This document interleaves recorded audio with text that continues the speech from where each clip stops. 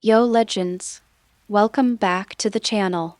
Grab your headphones and lock in, because today's story is on another level. Want the next chapter? Drop a comment below, and if the legend continues, I'm bringing it straight to you. Disclaimer: I do not claim ownership of this story. All rights belong to the original creators. Note: I'm constantly tweaking the settings to make it as immersive as possible. The Master of Time, Chapter 61, Xingye Feng Antash 039 Guard. Maruboshi Kasuke is a hidden boss in the future Konoha. He has the halo of a genin, but does all the work of a jonin. He is one of the strongest genin in Konoha. Due to a mistake in command, he caused the death of his teammates. He felt extremely guilty and swore in front of the second Hokage that he would be a genin for life. Having said that, I actually stuck to it. He had experienced the second, third, fourth, and fifth generations. If it were in his previous life, he would have been a veteran of 5 dynasties.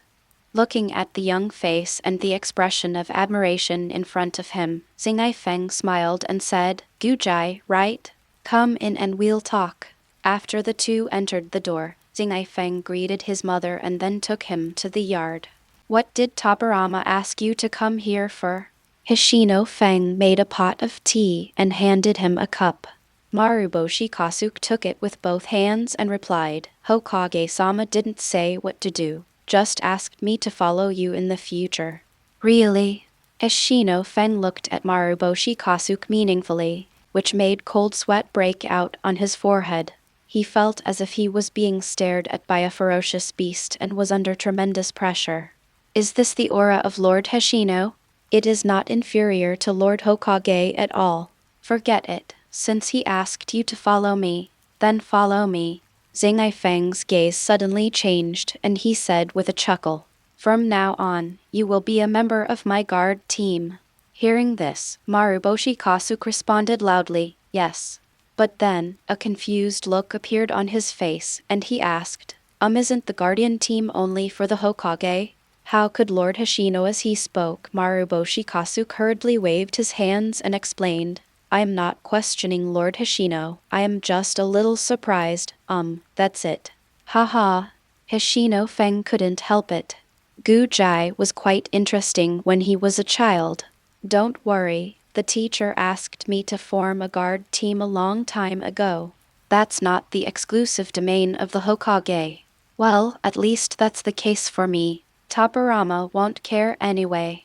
Then, Xingye Feng showed a serious face and said, "However, not everyone can enter my guard team. If you can't reach the level I expect." Hishino Ki's tone suddenly lengthened, his smile became mysterious, and he continued, "Then, even if you are introduced by Tobirama, I will not acknowledge you. Do you understand?" Maruboshi Kasuke was shocked by the aura and was stunned for a while, but then nodded heavily. "Got it, Master Hishino, I won't hold you back. Don't be too confident, it's easy to reveal yourself." Hishino Ki said meaningfully. Maruboshi Kasuke pursed his lips, a painful memory deep in his heart seemed to be surging, about to break free, and a sad expression was about to fill his entire heart. Just when he was about to be overwhelmed by memories, Xingye Feng patted his shoulder and said encouragingly, "Gujai, you should feel guilty, but you are stuck in the memories and struggling. This is a dead end. I think they should be watching you from heaven. You should have confidence in yourself, turn guilt into motivation, and work hard to live and live a beautiful life." Xingye Feng's words were like a spring breeze and drizzle, warming his heart, melting the ice and snow in his heart and bringing vitality. Maruboshi Kasuke's eyes were filled with tears, and he began to cry uncontrollably, with a whimpering sound coming from his mouth. Seeing this, Xingye Feng couldn't help but sigh, stretched out his finger and touched his forehead. Maruboshi Kasuke fell backwards heavily, tears slowly overflowing from the corners of his eyes. "Go to sleep, Gujai, I hope you have a good dream." Xingye Feng looked at him in a low voice and murmured. Then he looked up at the clear sky holding the teacup, and became increasingly absorbed in the sight. Half a day later, Maruboshi Kasuke slowly woke up, opened his eyes confusedly, and was still not fully conscious for a while. Awake? Ishino Kide's voice suddenly sounded, and Maruboshi Kasuke then recalled what happened before. It seems that you have reconciled with yourself. Xingye Feng looked him up and down, and his complexion was obviously much better. His cheerful appearance before was obviously a disguise, as he was unwilling to show his inner self to others. He's much better now, like a completely different person. After a moment of silence, Maruboshi Kasuke saluted Hoshino Kid again. He had a dream in which his former teammates encouraged him and comforted him over and over again.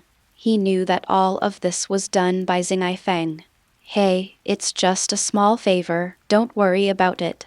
Xingye Feng waved his hands nonchalantly. It's all my own credit that I was able to let it go, I just went with the flow. Lord Hoshino, from now on Gujai will follow you until death. Maruhoshi Gujai said with sincerity and determination in his eyes. Xingye Feng's face darkened a little, the corner of his mouth twitched, and he said helplessly, "Ah, you, Tusk, forget it, do whatever you want. That guy Tabarama just likes to throw these messes to me." Ishino Kid cursed as if a huge injustice had been done to him. After cursing for a while, I felt much better and asked him, "What are you going to do next? Do you have a place to go?" Maruboshi Kasuke shook his head and said, "I haven't thought about it yet, but I can't fall behind in my ninjutsu training." "Yeah, that's true." Ishino Kid nodded in agreement and then began to perform ninjutsu as usual. Speaking of which, he seems like a boy who gives money to whoever he likes. However, they are all good seedlings and the future pillars of Konoha. It's okay to give them away and it's not a loss. This is for you. The water jutsu experience that Tabarama gave me before should be very useful to you. Ishino Feng threw it casually. Maruboshi Kasuke took it hurriedly, his mouth slightly open, but the surprise in his eyes remained unchanged. This is the water-style escape technique of the second Hokage, known as sea-style escape technique. I will work hard and never let you down. Maruboshi Kasuke clenched his fists, fire rising in his eyes. Well, do you have a place to live? Xingye Feng suddenly asked. Maruboshi Kasuke answered, "Yes, it's the house my parents left behind after they passed away." I see. Xingye Feng chuckled and said, "I'm going to move out later. Do you want to come with me? Together. Maruboshi Kasuke was shocked. The invitation was too sudden and he was a little at a loss. "Do you want to come?" Xingye Feng asked again. Maruboshi Kasuke hesitated and nodded slightly, the answer was very soft. But Hoshino Kid heard it. "That's it, I'll let you know later." Hoshino Feng glanced outside the door, got up and walked out. Outside the door was still the familiar Anbu. "Lord Hoshino." As soon as Hoshino Feng opened the door, a greeting came to his ears. Ever since Hoshino Kid displayed his prowess, his strength has become known to everyone. The first time he made a move, he crushed the second-generation Reikage with his absolute strength, making him famous. The downside of being famous is that wherever you go, people will greet you. But to be honest, Xingye Feng is not too averse to this feeling and feels pretty good. No wonder some people try so hard to be famous. Hokage has convened a high-level meeting and needs you to come over. The Anbu lowered his head respectfully and knelt on one knee, the fanaticism in his eyes almost overflowing. The corner of Xingye Feng's mouth twitched, and he shuddered, his scalp tingling as he said, I know. Chapter 62 Post-War Issues and Warnings.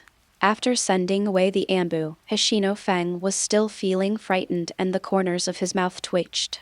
"It's so scary. That look makes my heart chill.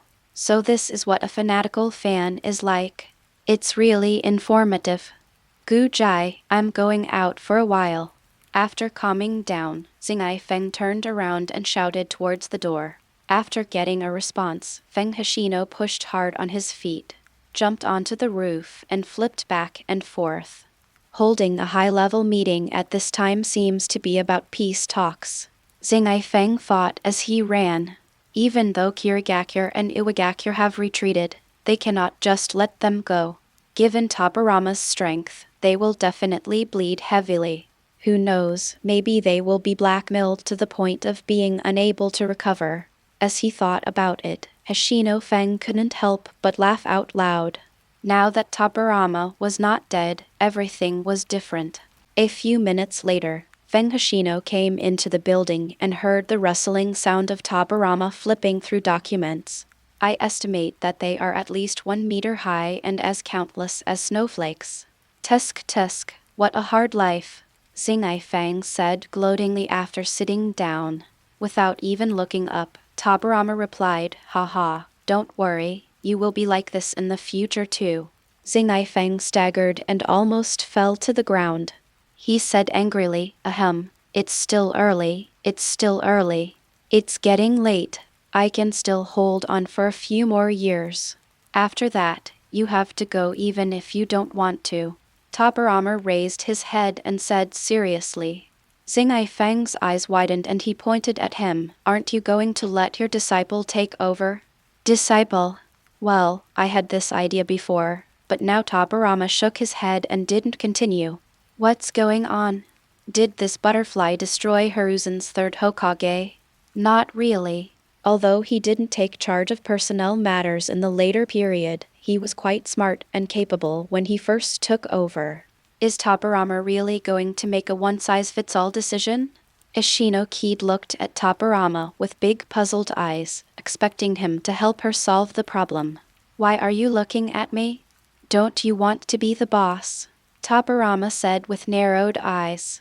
Kid nodded silently. "I think Hiruzen and Danzo are good. Why do you have to hold me back?" "Ha ha." Tobirama sneered. "They are both excellent, but they are far inferior to you." Feng became interested and asked, "I am so outstanding in front of you? I didn't expect you would ever praise others." Veins bulged on Tobirama's forehead and his fist as big as a sandbag was ready, just about to hit him on the head. Seeing that the situation was not right, Feng immediately became serious and shook his head firmly. "Forget it. Don't put your mind on me. Hokage is just a title. It's of no use to me." Tobirama shook his head. "I know what you are thinking, but sometimes reputation is very important." For example, after saying that, he searched through a stack of documents for a moment, took out a piece, and handed it to Feng. "Let's take a look at the latest information from the Anbu." Feng took it and glanced at it casually. As soon as the information passed through his mind, he frowned immediately. "Is this true? How can it be false?" "Hiss, good boy." Feng read all the information intently. The second generation Reikage of the Hidden Cloud Village was ambushed and killed by Kinkaku and Jinkaku. Afterwards, the two were besieged by the Hidden Cloud ninjas and died of exhaustion. Just a short sentence revealed a huge amount of information. Feng's eyes widened, as if he could see through them. The second generation Reikage died again, killed by Kinkaku and Jinkaku. "What are you going to do?" Kid looked up at Tobirama. "What else can we do? The most important thing now is to recuperate. We can't fight a war. Tobirama is quick-witted and will not make such a low-level mistake." The second Reikage died in an unclear way. Kid shook his head and sighed. "But it's also a good thing for Konoha." Just as he was sighing, footsteps were heard outside the door. A moment later, all 6 disciples of Tobirama arrived, as well as Narishikechi, who, as Konoha's military strategist, naturally had to be present as well. In Konoha today, there are only 3 people who can be considered as high-level officials. The second generation Hokage, Uzumaki Mito, and finally Kid. The rest are just incidental. Even Tobirama's disciples are the same. On the one hand, their strength is not enough to intimidate everyone, and on the other hand, their status is not enough. Disciples are just disciples and have not yet stepped into the power center of Konoha. "Teacher." After Saruto by Hiruzen entered the room, he took the lead in greeting Tobirama, and the others followed closely. Ashino-Kid glanced at Tobirama secretly, and seeing that he had no objection and agreed with it, he knew that he still liked Saruto by Hiruzen in his heart. Seeing that everyone was present, Tobirama nodded slightly and looked at Narashikechi. Louis, has the peace treaty between the Hidden Mist Village and the Hidden Rock Village been delivered? As a defeated country, compensation is necessary, not to mention that it was invaded by others. Narashika nodded, took out 2 treaties, handed them to Tobirama, and said, "They sent someone to deliver them shortly after we were defeated." He, I'm afraid you're afraid that Konoha will attack you, so you want to finalize the peace talks as soon as possible. Tobirama saw through their plan at a glance and said with a sneer, "Yes, that's true. The losses on both the Kirigakure and Iwagakure villages are too heavy. They are no longer able to fight Konoha." Narashikechi smiled knowingly. It was rare to have such an opportunity to reap benefits. If he didn't slaughter them hard, he would be letting down the ninjas fighting on the front line. Louis, ask for as much compensation as you can. It's best to make them feel hurt and scared, Tobirama said with a stern face. After instructing Shikechi, Tobirama turned his attention to his disciples. The cold gaze swept over him, and a chill suddenly rose from the bottom of his heart. I couldn't help but swallow my saliva and thought to myself, the teacher's murderous intention is terrifying. After a long while, Tobirama retracted his gaze and said slowly, Konoha has experienced a great war. Now is a critical moment. Everyone must do their best. I don't want anyone to slack off. The sharp gaze appeared again, falling on the hearts of each of them. Yes, teacher. X6 everyone responded loudly, and some who had something to hide broke out in cold sweat. Tobirama waved his hand and told them to go about their business. For a moment, only Tobirama and Hashino-Kid were left in the room. Why were you so angry just now? What happened? Xingye Feng took a sip of tea and said quietly. Tobirama sighed deeply and said, My disciples have grown up and it's hard to manage them now. Haha, you also said that we have grown up and it's time to let go. Xingye Feng shook his head. Upon hearing this, Tobirama was silent for a moment and finally nodded.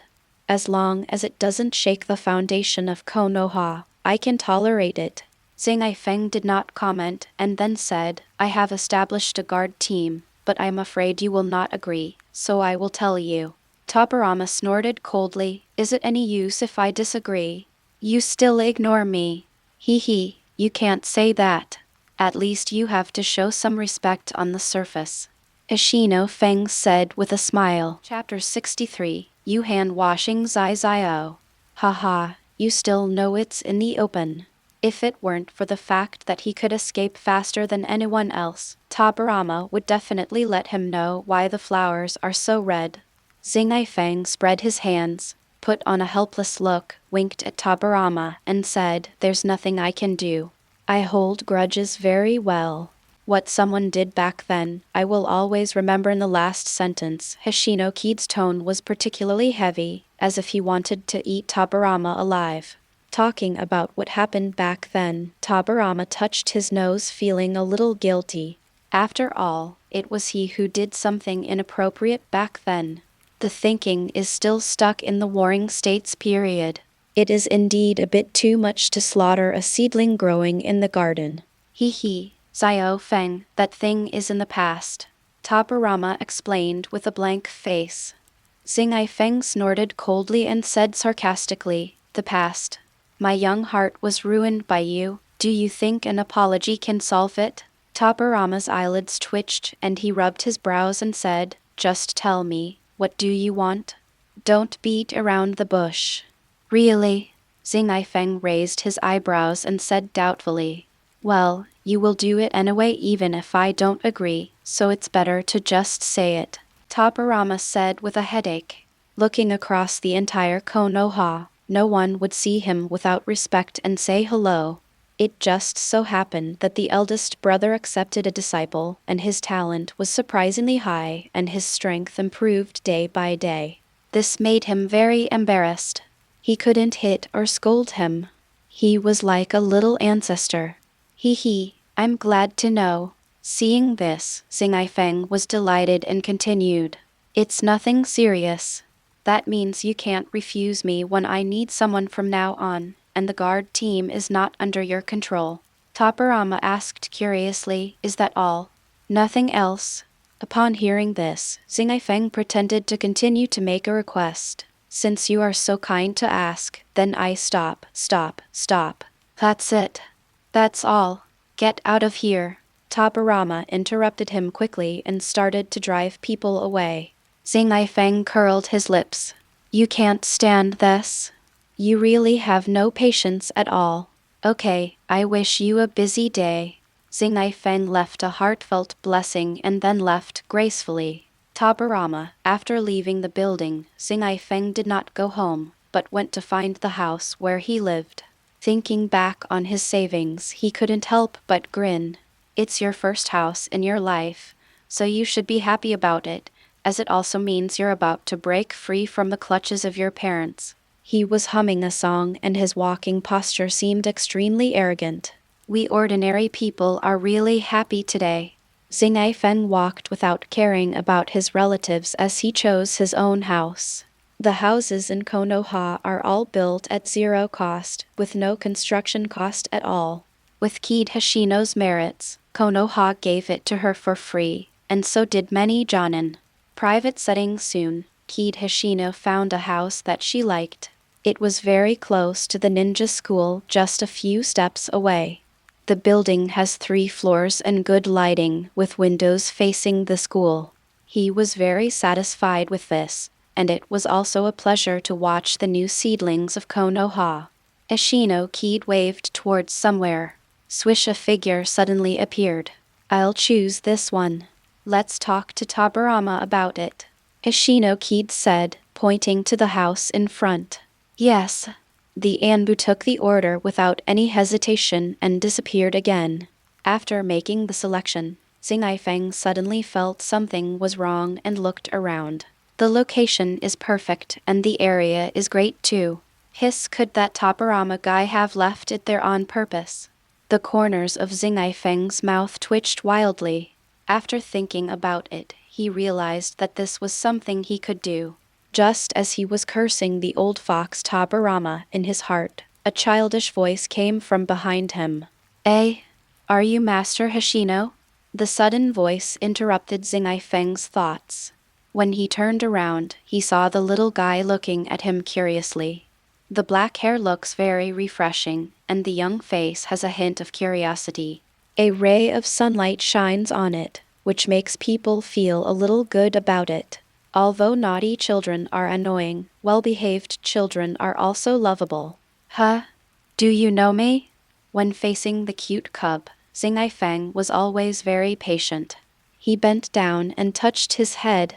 Yes, the teacher admired you very much in class and even said that you were still holding an official post at the school. Speaking of this, Xingye Feng couldn't help blushing, but it soon disappeared and he coughed a few times and said, Really? What's your name?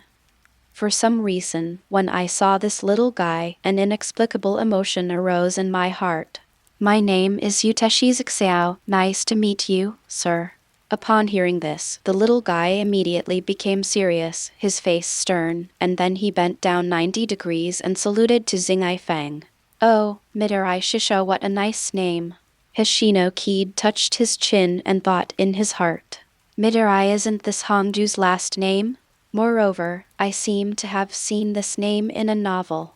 I remember now, he was the head of Konoha's Anbu at that time. Oh, so he met an extraordinary person. But now it seems that the famous Anbu minister is just a very cute kid. There was a clear stupidity in his eyes, as well as curiosity about the big shots. Xiao, how old are you? Thinking of this, Xingye Feng looked at him more favorably. He has reserved this person, no one can snatch him from him, not even the Lord can. Xiao said obediently, 8 years old, 3rd grade. Do you want to follow your brother after graduation? The benefits are great. Xingye Feng couldn't wait any longer and planned to take action directly and lure the person over first. But that's a bit wishful thinking. Upon hearing this, Xiao felt a little embarrassed and stammered, unable to utter a complete sentence. Xingye Feng slapped his forehead, thinking that he was a little anxious, and then smiled and said, "No need to reply so quickly, just tell me your decision before graduation."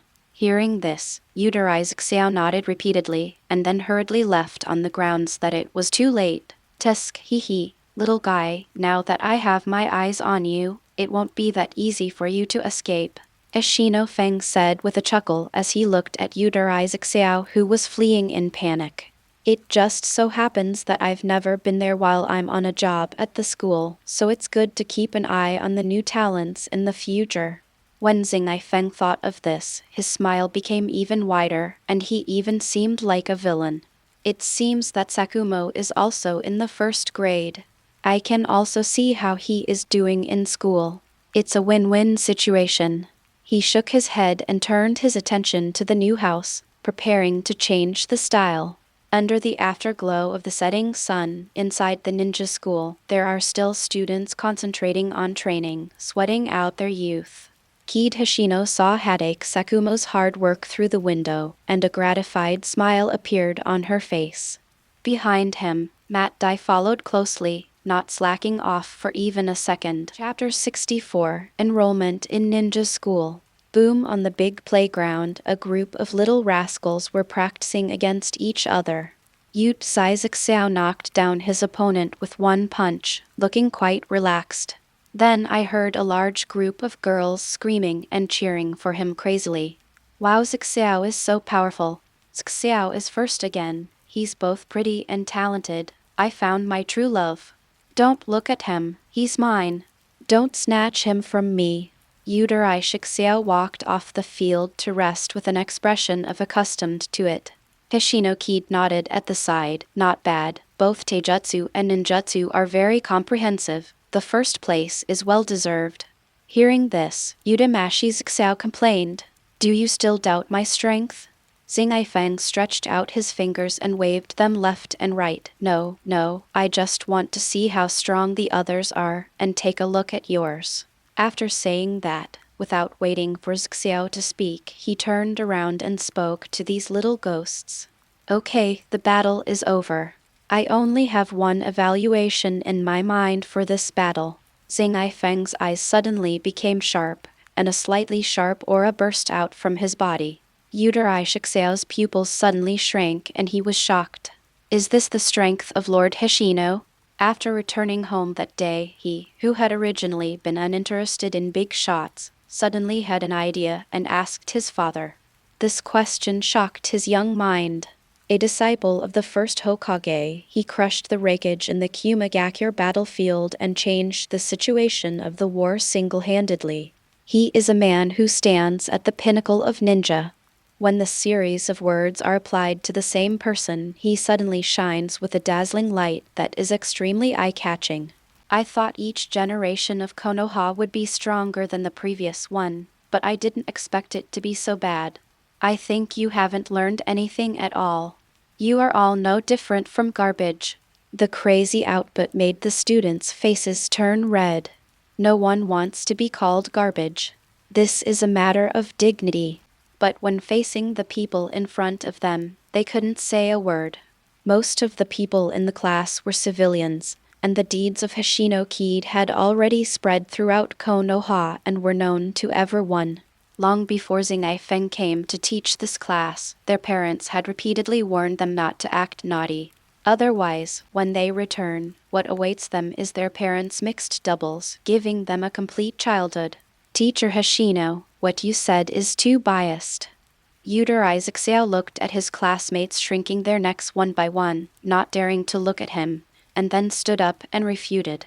In response to Xiao's words, Xingye Feng did not reprimand him, but looked at the others and spoke angrily. Look at you, you don't even dare to say a word. What kind of reserve ninja are you? I think you might as well go back to farming. This is not a paradise. Emotions spread out in all directions like boiling water.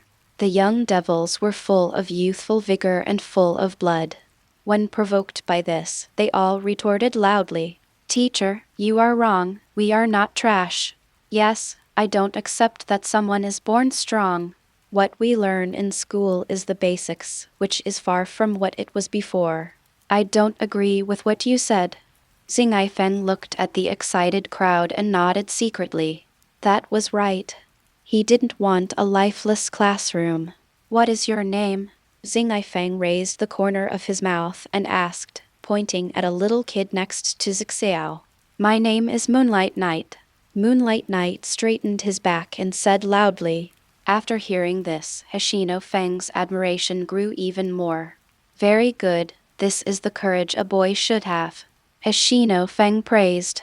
Yu Guangyi's face suddenly lit up with joy, but then it collapsed again, and he only heard Xingye Feng add another sentence. "Since you are so energetic, why don't you run around the playground? You are not allowed to stop." Yu Guangyi was instantly petrified on the spot, and only came back to his senses when Xiao tugged at the corner of his clothes. "What?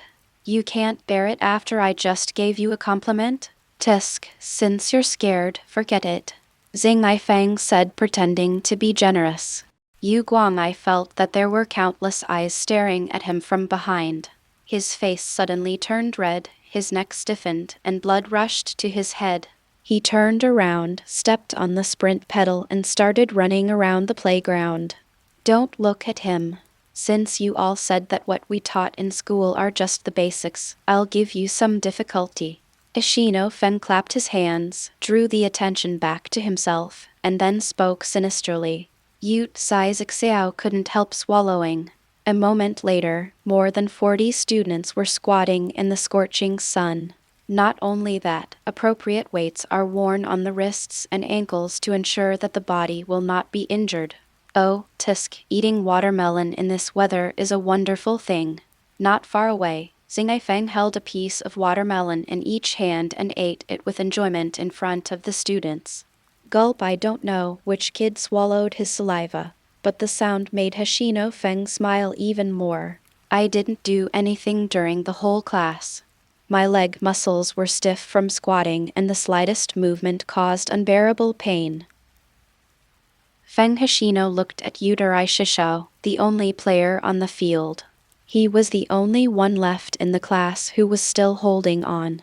The rest of the people all collapsed to the ground, looking like they had survived a disaster. "Xiao, you're the only one left. Don't you want to take a rest?" Xingye Feng said seductively while biting a watermelon. How insidious. Everyone had the same thought in their mind. But due to the teacher's terrifying prestige, I could only think about it silently in my heart. No, I can still hold on. Beads of sweat rolled down his cheeks, and Yuteshi Xiao gritted his teeth and barely said something. "Not bad." Xingye Feng grinned, turned around and shouted to Yu Guangyi, "Okay, little guy, stop. You're staggering here and there. Don't make any mistakes." Yu Guangyi staggered 2 steps, and after hearing what Xingye Feng said, he fell down exhausted, lying on his back, looking at the sky. "I can't say a word, and I don't want to say anything. My physical fitness is not good enough," Xingye Feng murmured. "I need to practice more." When the people around heard this, black lines slid down their foreheads and they groaned inwardly, wondering if they could still see the sun tomorrow. Plop. Xiao finally couldn't hold on any longer.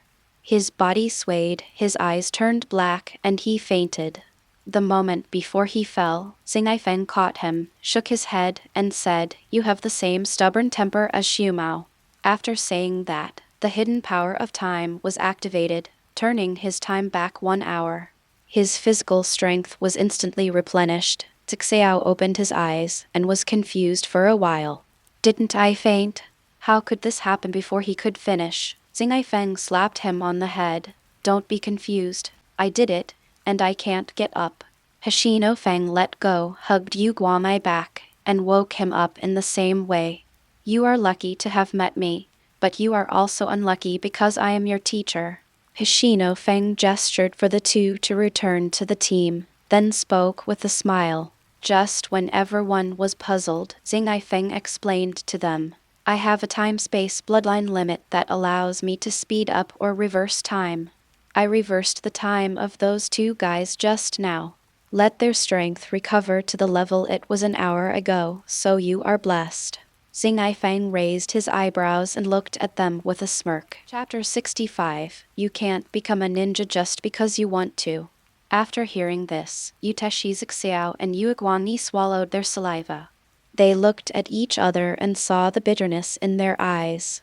This teacher doesn't play by the rules. Who can control him? Your class is an ordinary class, which I don't think is good, so I will train you well in the days to come and try to beat up all the people in the elite class. Xingye Feng doesn't mind making things worse and always says he wants to beat someone up. If you don't finish, sorry, I will tell Topperama that your graduation will be delayed or even expelled. Believe me, I have the ability. It was clearly a gentle smile, but it made these little kids feel a chill in their hearts, forcing them to believe it. Gyudong, looking at the people swallowing their saliva in fear, Xingye Feng was very satisfied. Whether it is delayed graduation or expulsion, neither is acceptable to them. Most of the students in this class are civilians, and very few of them are talented. For them, being a ninja is a profession that can make money quickly if you ignore the degree of danger. A sea-level mission can earn tens of thousands of yen, and if divided equally, each person can earn several thousand yen. For them who come from an ordinary family, this is already a very considerable income. Looking at all professions, the remuneration is almost the highest. Moreover, in addition to the considerable income, their status is also very high. An ordinary chunin can command genin, and ordinary villagers will greet them when they see them. It is not difficult to imagine how sought after such a profession is with so much money and status, even if it means losing one's life in the middle of the mission. It seems that you all realize the seriousness of the matter, so I won't repeat it. Xingye Feng nodded with satisfaction. Some people said before that the school's teaching was very basic, so I will change the teaching method. Ensure there is fun in teaching. Of course, it's my fun, not yours. Hoshino Kid smiled.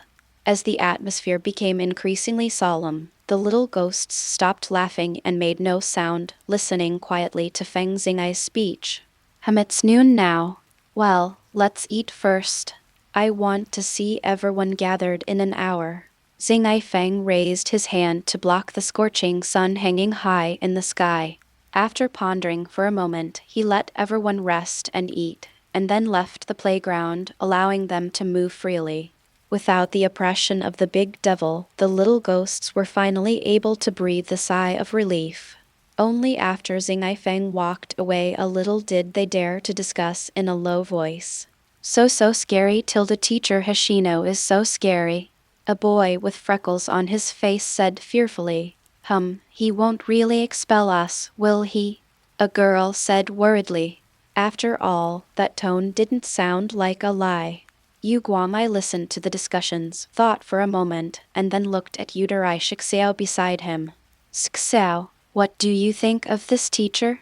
Xiao sat down on the spot, picked up the lunchbox and ate, while saying, very strong, very powerful. Nonsense, I know that, but looking at the momentum just now, I'm afraid no teacher in the school can compare to him. Moonlight Knight complained. Instead of talking nonsense now, it's better to rest more. God knows what they will do to us in the afternoon. Xiao spoke calmly, his mouth never stopping for a moment. He did not waste a single moment of rest. Upon hearing this, Yu Guangyi immediately sat next to him, opened his lunchbox and started eating. When the others saw the two strongest people in the class eating, they started to do the same. After all, it's always right to follow the strong.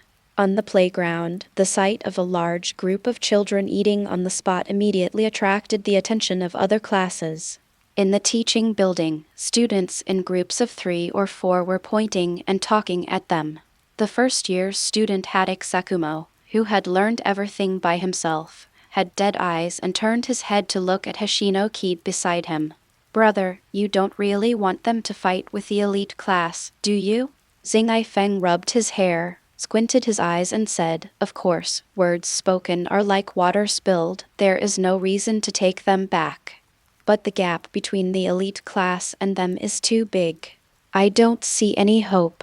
Xingye Feng thought for a moment, chuckled and said, Sakumo, this world is often judged by success or failure, but you have to understand that the premise of success or failure is to survive.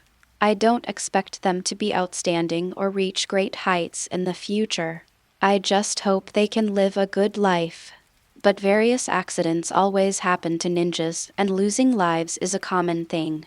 Headache Sakumo didn't understand, so I let them experience it in advance.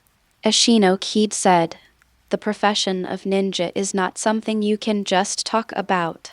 After saying that, Ashino Kid walked towards the people who were resting, leaving Headache Sakumo with a thoughtful look on his face. When they saw the teacher walking over, everyone immediately stood still without any unnecessary movement. Yes, the afternoon training will be easier. I have information about each of you, but I think it's faster to learn in person. So when Xingye Feng finished speaking, his eyes swept back and forth as if he was selecting an opponent, and finally fell on Yu Guangyi. Come on, little guy, let me see how brave you are. Xingye Feng smiled maliciously. Don't cry, I don't know how to comfort children. Moonlight Knight snorted softly, Teacher, let me show you how powerful I am.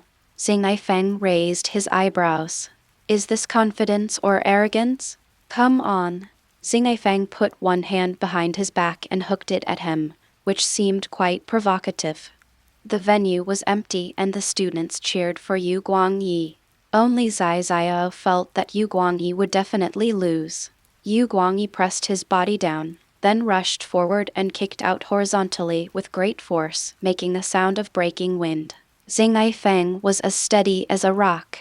He blocked the attack with one hand, felt the force, and commented secretly, not bad, but not enough. Instead of fighting back, Xingye Feng accurately grabbed his ankle and swung it hard, throwing him several meters away. Moonlight Knight tumbled a few times in the air, staggered a few steps, and then stood firm. That's it. Then you'd better go back, Xingye Feng said sarcastically. Although he knew it was a provocation, Yu Guangyi still felt uncomfortable, with an unknown anger burning in his heart. Damn it. The test just now made him realize that he couldn't gain an advantage through physical skills. If that was the case, he had to find another way. Yu Guangyi formed seals with his hands at a normal speed. Xingye Feng did not interrupt him, but waited to see what he wanted to do. After the seal was completed, 2 streams of white smoke rose up, and the clones rushed forward as fast as lightning, attacking Xingye Feng from both sides. The real Moonlight Knight came behind Hoshino Kid like a ghost. His breath suddenly became elusive, and he held the small ninja sword tightly in his hand. Cooperate with the clone to perform Konoha-style swordsmanship. This is his most powerful attack so far. Even Yudarashi Xiao has to avoid its edge. However, the 3 men cooperated well with each other. Their swords flashed, and they aimed at various vital parts respectively. Their attack was fierce and dazzling. The next moment, Xingye Feng's mouth corners rose, and in an instant he moved. Chapter 66 Delicate Flowers in the Village. The sharp knife light was about to fall on Xingye Feng. Yu Guangyi looked happy at this moment, as if he had already seen the moment when he would succeed. It's a good idea, but unfortunately it's just thought. His vision suddenly spun around and his head sank. He saw Xingye Feng instantly coming behind him and slapping him on the back of the head. He took the ninja sword and killed the clones one by one with his backhand. It all seemed so easy. Moonlight Knight covered his head with his hands and grimaced, and it took him a long time to recover. Yi, that's a good idea. Use the clone to attract attention, and then use the transparent escape technique to reduce your presence, and then win with one move. Hoshino Kid commented briefly and intuitively. From the moment the breath became vague, a name suddenly appeared in Xingye Feng's mind: Moonlight Gale. This tragic character, who was killed as soon as he appeared, existed in Konoha like a meteor, fleeting. But he has a bloodline limit transparent release, which is exactly the same as Moonlight Knight. Although it doesn't look powerful, if used well, it can be a powerful weapon for assassination. What's the use of having a good idea? I still can't touch the teacher's clothes. Moonlight Knight lowered his head, looking dejected. Utilize Xiao said speechlessly, it's abnormal to meet the teacher. Okay, go down and adjust it. Xiao, you come. Xingye Feng landed on Xiao. I wonder if this future Ambu chief can bring him some surprises. Compared with the head-on confrontation on the moonlit night, Utilize Xiao was very cautious. He restrained his breath, hid in the grass, and waited for his opportunity to move. Excellent hunters often have extremely high patience, and Yuda Shishao is one of them. But the prerequisite is that the level gap between the hunter and the prey is not too big. Under Feng Xingye's perception, his hiding was nowhere to be escaped. Haha, you are still too young. Xingye Feng raised the corner of his mouth, and then disappeared on the spot in an instant. Somewhere in the bushes, Yutashi's Xiao widened his eyes, and after a second, he said inwardly, "Not good, hurry up." Boom, a sense of crisis suddenly rose in his heart, and Yudarashi's Xiao didn't even think about it. He subconsciously rolled over and left his original position. I saw that Xingye Feng punched the ground, creating a hole several meters deep. If it falls on the human body, the consequences can be imagined. Teacher Hashino, are you really not afraid of getting into trouble? Yu Guangmai thought to himself, with a hint of worry in his eyes. Yudarai's Xiao was secretly annoyed, angry at himself for being too fanciful. In front of such a strong man, hiding his body was useless. On the contrary, Moonlight Knight confronted head-on, showing some self-awareness. Xiao, I am very disappointed with your performance just now, so I will let you have a taste of pain later as punishment for your misjudgment. Xingye Feng walked out slowly, his steps were filled with a steady force, and every step seemed to step on Yutzai's Xiao's heart. Yuteshi's Xiao gritted his teeth, quickly formed a seal, and said, "Wind style. Wind blade." As his words fell, his cheeks puffed up slightly, as if he was gathering strength. Then, he spat out several sharp cutting wind blades from his mouth, and with slight sounds of breaking through the air, they attacked Xingye Feng. This wind-style ninjutsu made Feng Hashino's eyes light up. You've achieved a lot. A smile finally appeared on Xingye Feng's face. The wind blades whistled towards him, and Xingye Feng formed a seal with one hand and whispered, "Earth escape. Earth flowing wall." A solid earth wall rose from the ground, and several wind blades hit it, leaving only shallow marks. Hashino Feng walked out from the other side, and was greeted by a series of blazing fireballs. Fire style. Fireball. A triumphant smile appeared on Yudarashi's Xiao's little face. He knew that there was a big gap in strength, and there was no hope of winning. But it is precisely because of this that Feng Xingye underestimates his opponent. He used the wind blade as the first move, and according to normal thinking, he would definitely use the earth flow wall to defend, and in fact this was indeed the case. He seized on this inertial thinking and used fire-style fireball to catch the enemy off guard. Excellent tactical thinking, and a promising future. A look of surprise flashed in Xingye Feng's eyes, and then he thought to himself. Facing the fireball so close, Xingye Feng remained calm, and Yu Xin was still commenting in his heart. Seeing the excitement in Yudarai Shixiao's eyes, Hashino Feng slowly stretched out his hand, and then invisible ripples spread around. The fierce fireball suddenly stopped where it was and then disappeared. Clap clap. Hashino Feng clapped his hands and walked towards the dazed Yudarai Xiao step by step. His tactical thinking is flexible and his ninjutsu skills are well coordinated. No wonder he is ranked first. Yudarai Shixiao did not feel any joy, but was immersed in the moment when the fireball was stopped. There was horror in his eyes. Is this how you master time? There was a dull creaking sound, and the intense pain brought him back to his senses. After his eyes focused, Xingye Feng suddenly appeared in front of him with one hand on his shoulder. Yu Xiao's forehead was covered with cold sweat and his face turned pale. His right hand was dislocated. It's not a good habit to be distracted during a battle. Xingye Feng looked at him with cold eyes. Yu Xiao pursed her lips palely and lowered her head without saying a word. Well, next one. Xingye Feng ignored him as there were still many people who needed to be tested. After Xingye Feng left, Yu Guangmai hurried forward and asked with concern, "Does it hurt?" Teacher was too heavy-handed. There was a hint of dissatisfaction in his tone. Yu Xiao shook his head and forced a smile. "It's okay, I shouldn't have been distracted during the battle. The teacher has shown mercy." "Oh, all right." Moonlight sighed and turned to look at the other students in the class.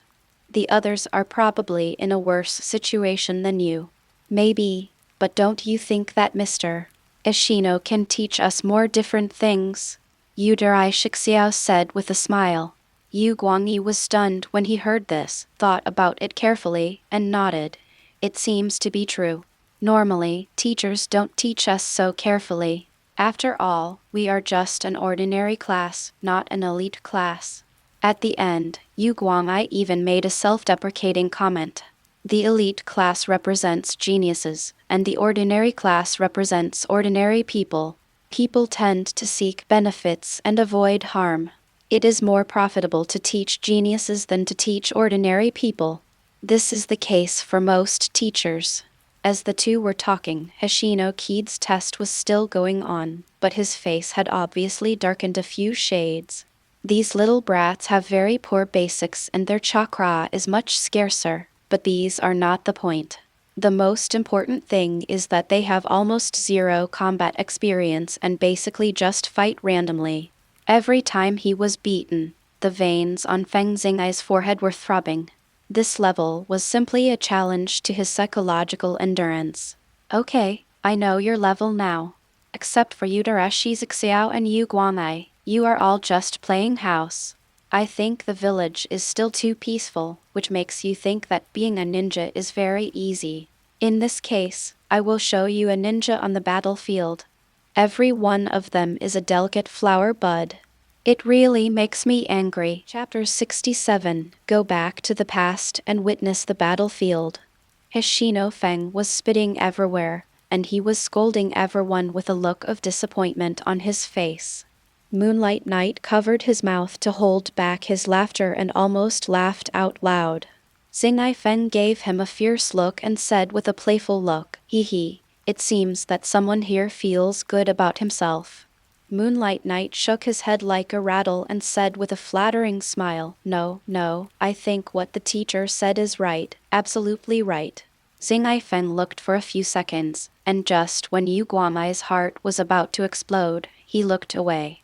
Blue eyes suddenly appeared, and a blue light enveloped the entire playground. The surrounding scene gradually faded, and the dark tones reappeared. Yu Xiao's nose twitched, his little face suddenly turned pale, and his brows were twisted into a knot.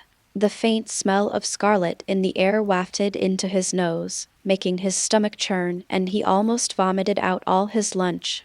"Ah, there's a dead body." A scream suddenly rang out, causing panic in an instant.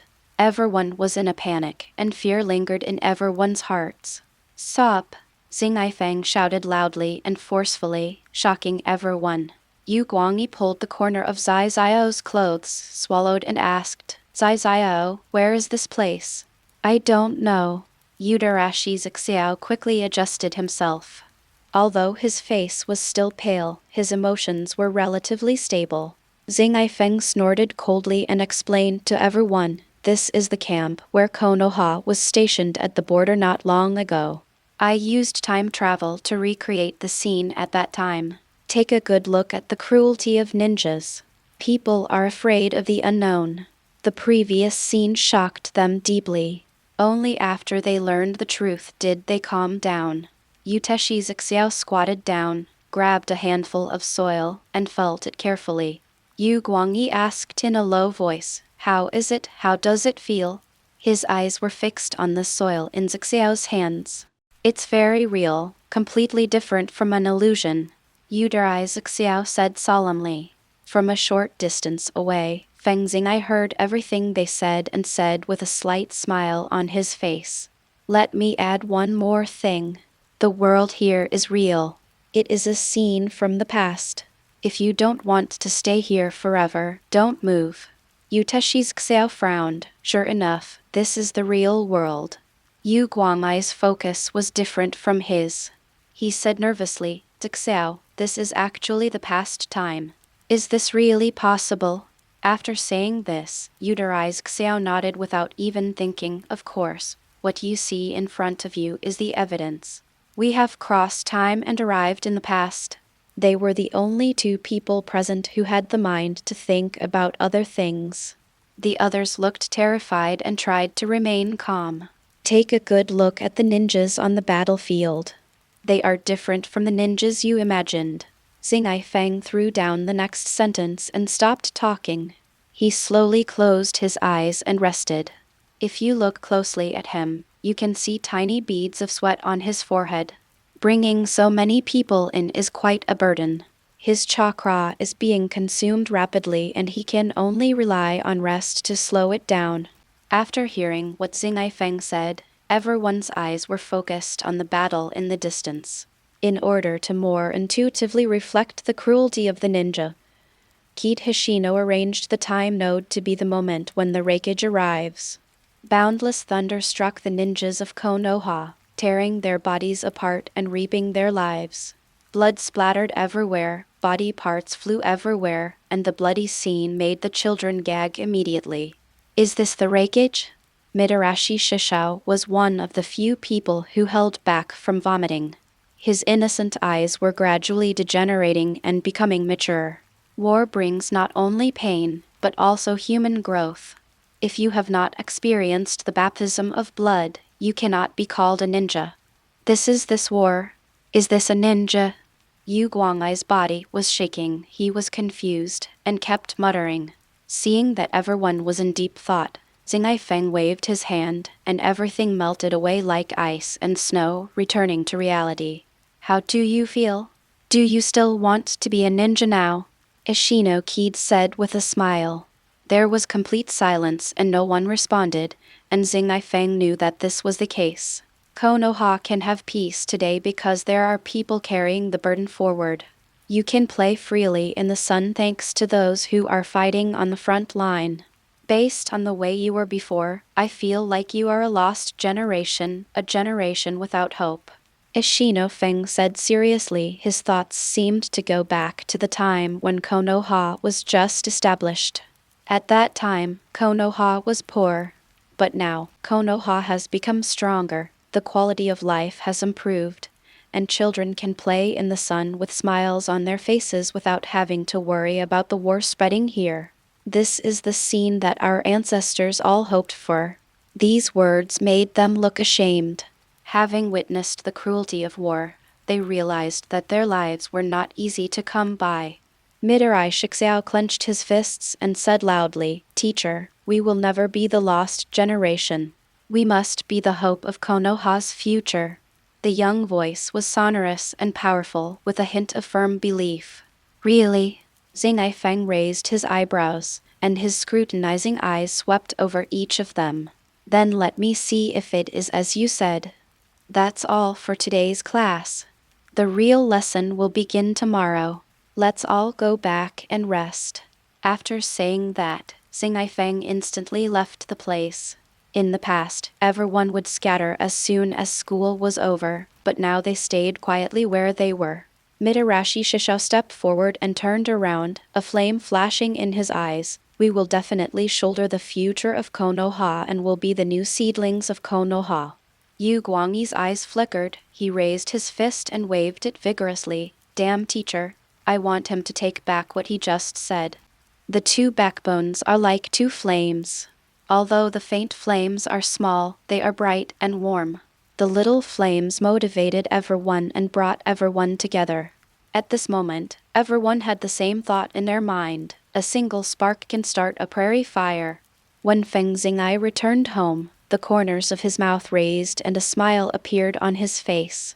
After a moment, he turned his head and said to someone, "Tell Tabarama that in 1 year, the ninja school will hold a competition and the top 3 will become my disciples. Students from all grade levels can participate." Yes, a voice came from somewhere. Xingye Feng shook the teacup in his hand and chuckled. A year is enough time for them to grow. Konoha, which has just finished a war, is about to become lively again.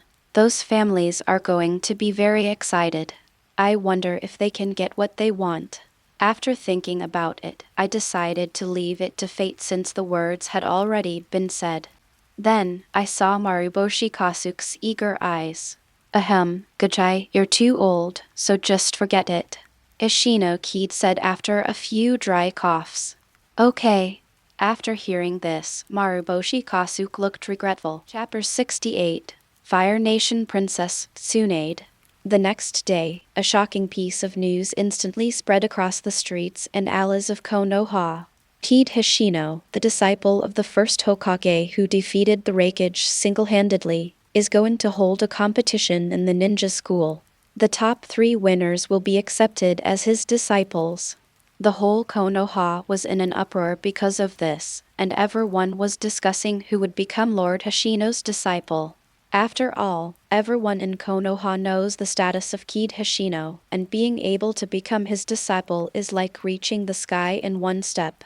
The children in the ninja school had resentful looks on their faces, the teachers became stricter one by one, and the atmosphere of the whole school changed drastically. The wailing sound filled the school, making Feng Hishino, who lived across the street, happy. But then, his face fell, as if he had eaten a pound of bitter melon, and his face looked bitter. "Tsunade, can you let me rest for a while? You've been making a fuss all morning. You woke me up in the early morning. I really didn't get enough sleep." Tsunade curled her lips, put her hands on her hips, and said angrily, "No, I won't. I want to be my brother's disciple. If you don't agree, I won't leave." As she spoke, she began to roll around on the ground, screaming loudly. Xingye Feng rubbed his eyebrows. He felt the girl's trouble. If it was a boy, he would have done it long ago, so why bother talking about it? But unfortunately, there are no ifs in the world. As the granddaughter of her teacher, Tsunade has been the focus of attention and love since she was born. When she was just 1 month old, the daimyo of the Land of Fire sent people to make Tsunade a princess, so she could be said to have been born in Rome. But her noble status made her peers stay away from her, and she had no playmates, so Xingye Feng accompanied her more often. "I usually rely on myself, but that's why troubles arise."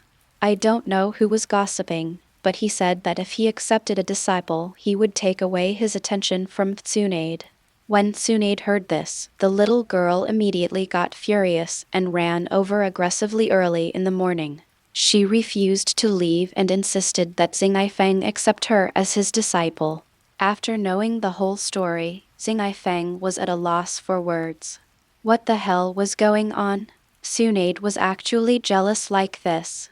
Seeing that persuasion failed, Xingye Feng had to change tactics and coaxed, "Little Tsunade, it's not easy to be a disciple.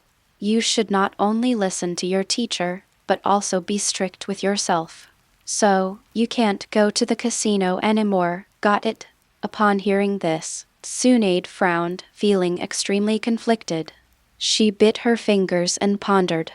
On one side is the concern of his brother, and on the other side is his beloved gambling, neither of which he wants to give up. Seeing this, Xingye Feng added fuel to the fire and said, "But brother is different. Brother promises that no one will bully you and will always care about you. Even his disciples cannot take you away." Little Tsunade's expression lit up, and she asked anxiously, "Really? Brother didn't lie to me?" Xingye Feng quickly raised 4 fingers and swore, "Of course, brother swears, it's absolutely true." Seeing how sincere Hishino Keed was, a happy smile appeared on Tsunade's face.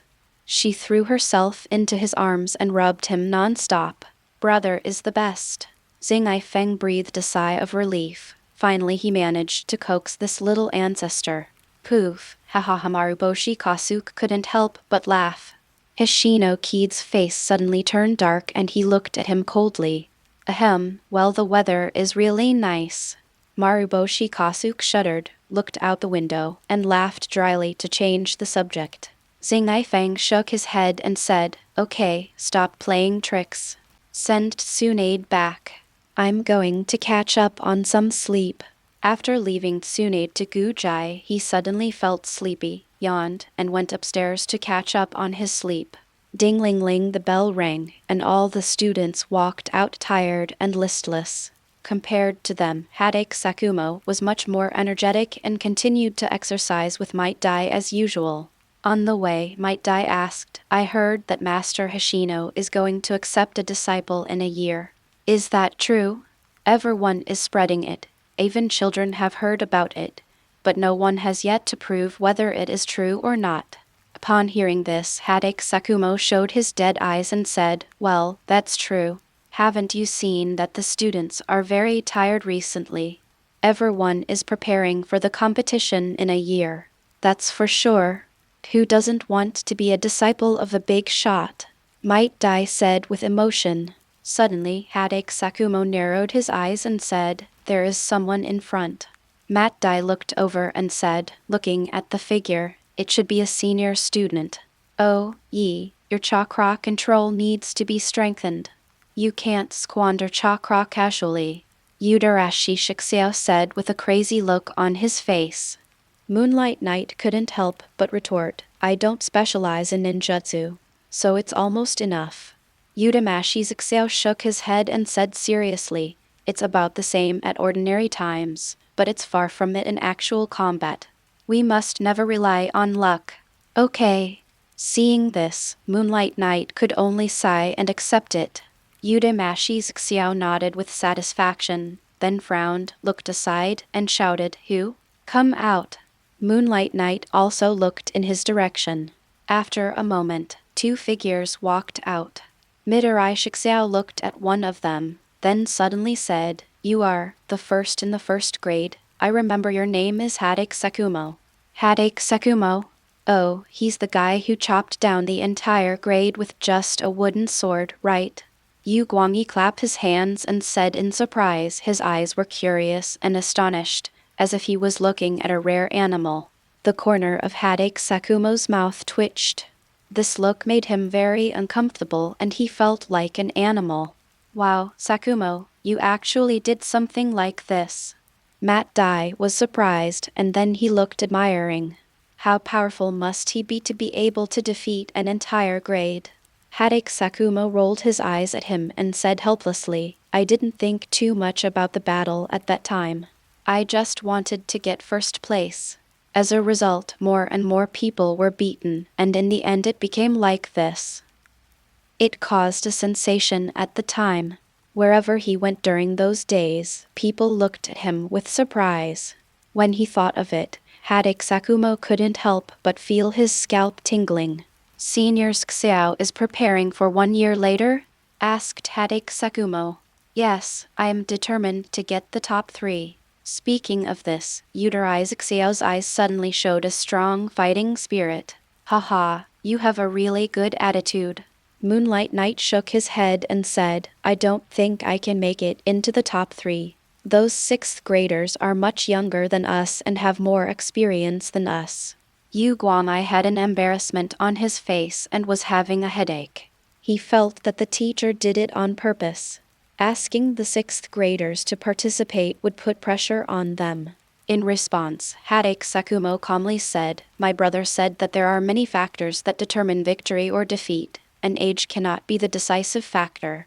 Moonlight Knight Moon Eyes, "That's what you say, but it's still a disadvantage." Udarashi Xiao patted his shoulder and said confidently, "What are you afraid of? We also have something they don't have." Moonlight Knight's heart moved. "You mean?" Udarashi Xiao nodded affirmatively and smiled with confidence. Might Dai whispered to Hadake Sakumo, "Sakumo, do you know what that is?" "I don't know." Hadake Sakumo shook his head. "But I think this will be the key to their victory." Might Dai had a question mark on his face. but looking at the confidence in their eyes, he suddenly felt that this might be the case. Chapter 69 Konoha 5 years. The sunset is really red. 1 year later, in the 15th year of Konoha, the weather was clear and windless. The large playground was packed with people and shouts and cheers were endless. Standing on the roof of the school building, Feng looked down at them and said, I underestimated the influence. There are too many people. With a swish, Tobirama instantly came to his side and heard his words, and couldn't help but speak. If it weren't for the Anbu maintaining law and order, it would probably be more than this.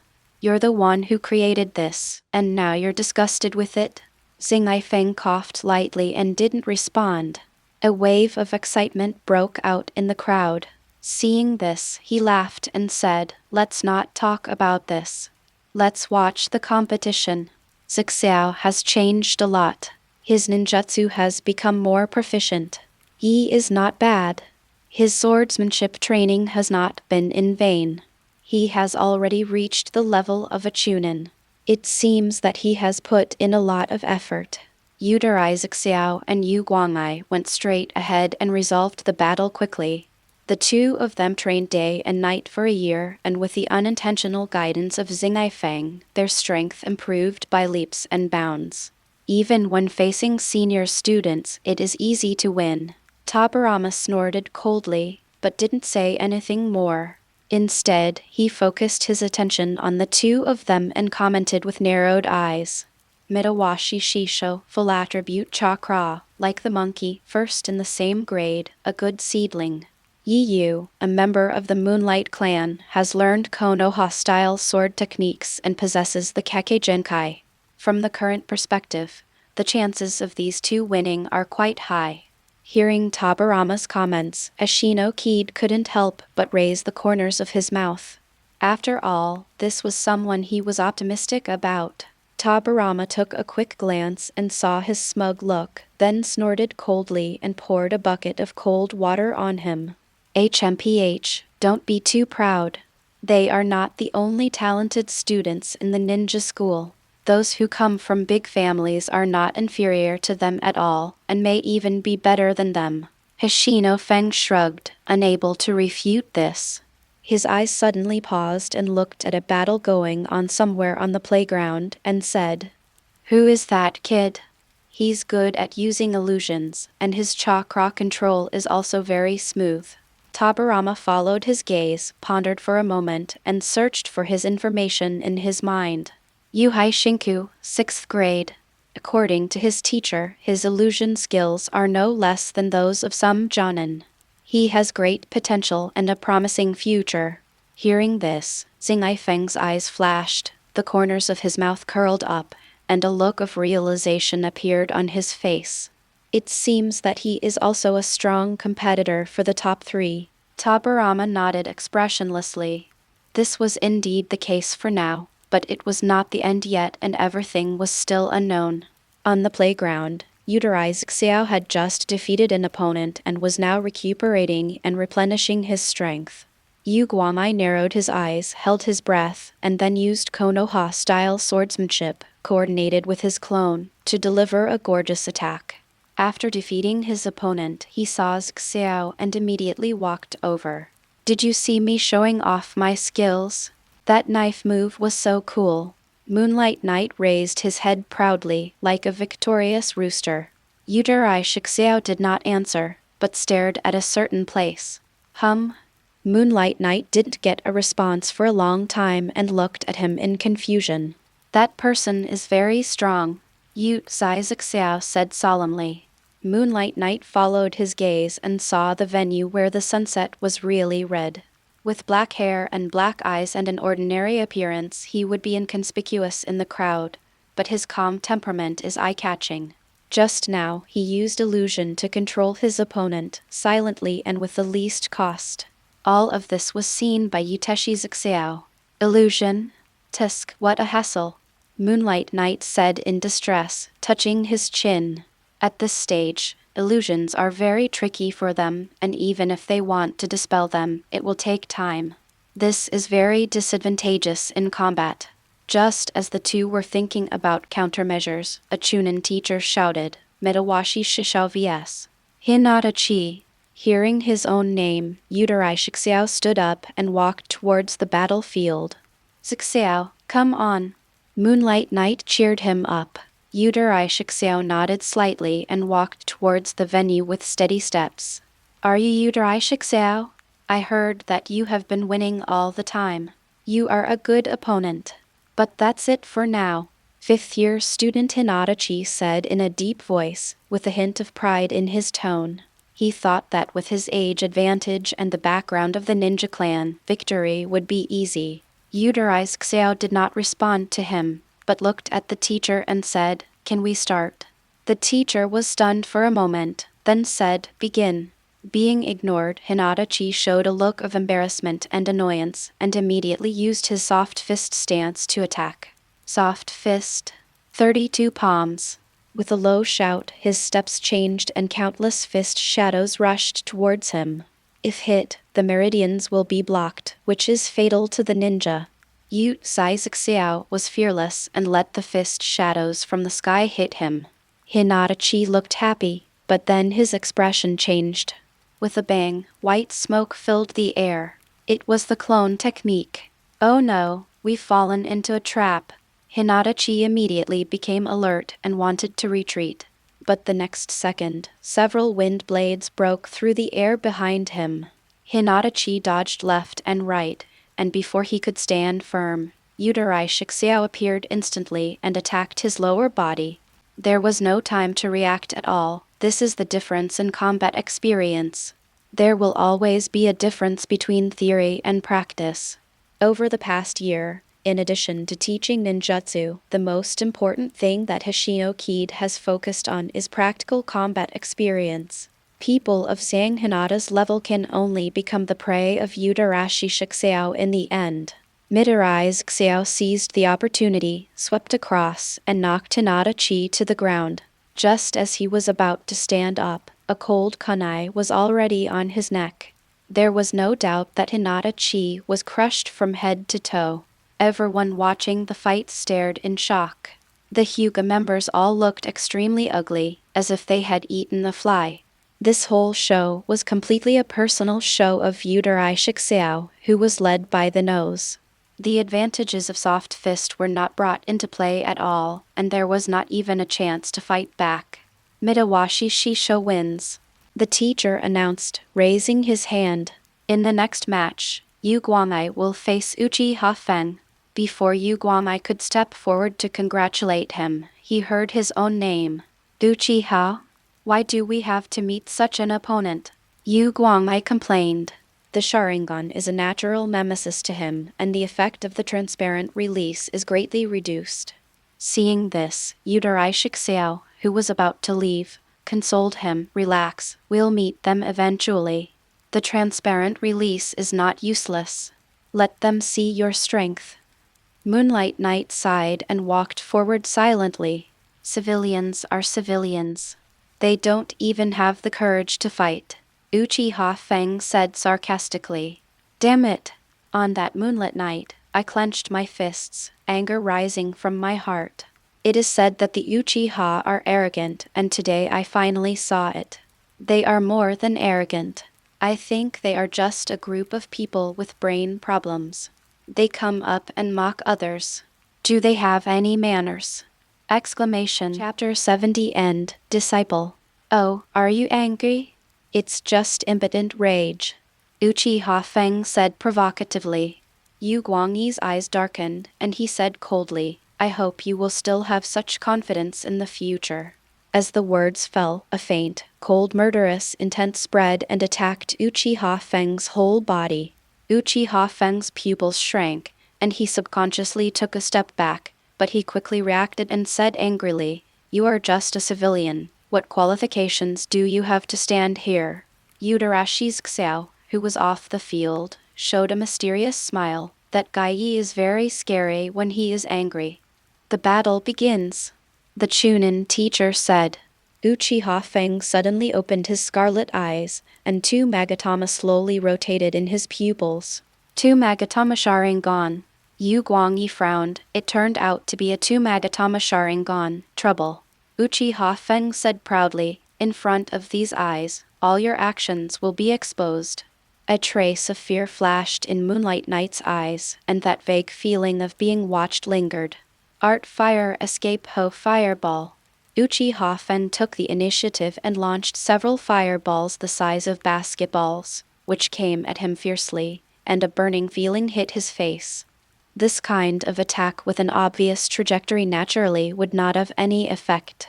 Moonlight Knight dodged it nimbly, as if dancing in the raging flames. But it wasn't over yet. Uchiha Feng was obviously prepared. He didn't rush forward rashly, but instead used kunai and shuriken to test. It must be said that the Uchiha throwing technique was indeed powerful. Hidden weapons flew like raindrops into the moonlit night, and every attack was full of strategy and calculation.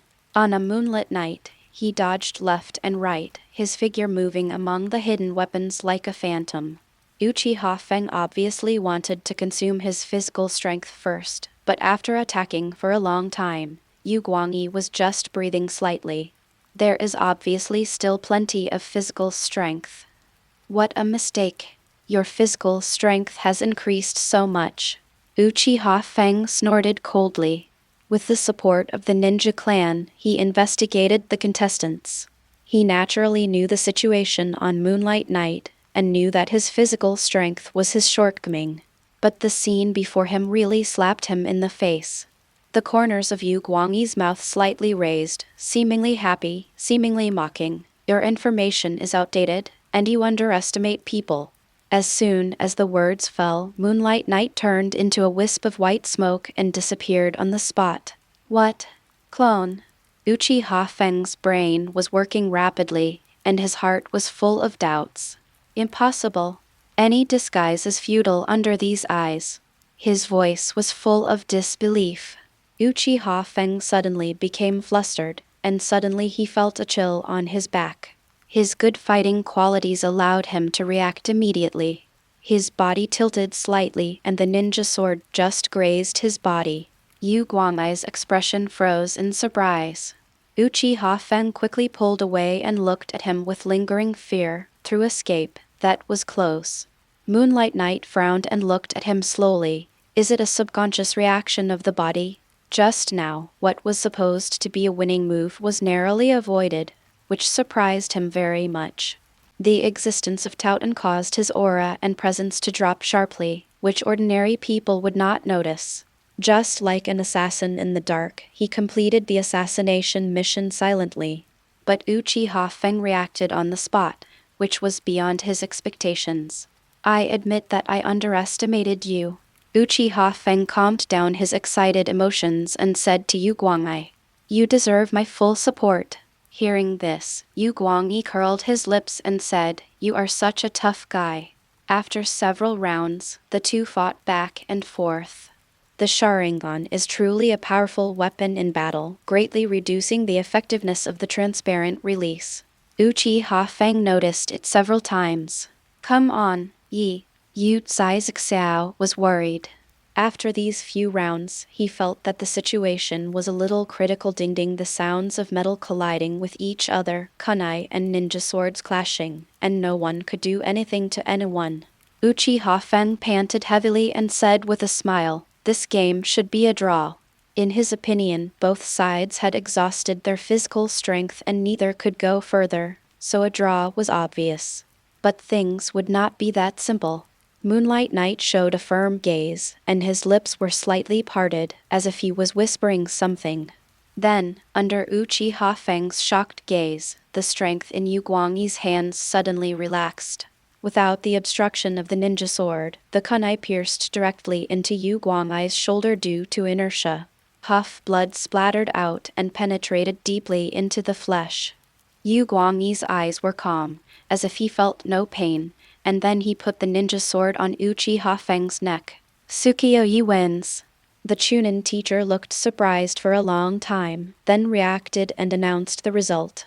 Uchiha Feng slumped on the ground, stunned for a long time, with a very complicated look. Moonlight Knight's eyes were like a pool of stagnant water. looking down at him condescendingly. Yi! Yuteshi's Xingye rushed over quickly and stopped the bleeding. At the same time, she looked at him seriously and silently, as if questioning him for his reckless behavior. Let's go. Moonlight Knight smiled, as if she couldn't see the blame in his eyes. Mirai Xiao raised his eyebrows, sighed, helped him to the side, and then called the medical ninja over. Looking at Yu Guangai's departing back, Uchiha Feng smiled bitterly and remembered what Yu Guangai said to him. Have you ever seen blood? Looking at the bright red blood, Uchiha Feng sighed and left the venue. Moonlight Knight's decisive behavior made the two people on the roof look different. After a while, Xingye Feng stroked his chin and said, "That boy is really brave. Isn't he afraid of making mistakes?"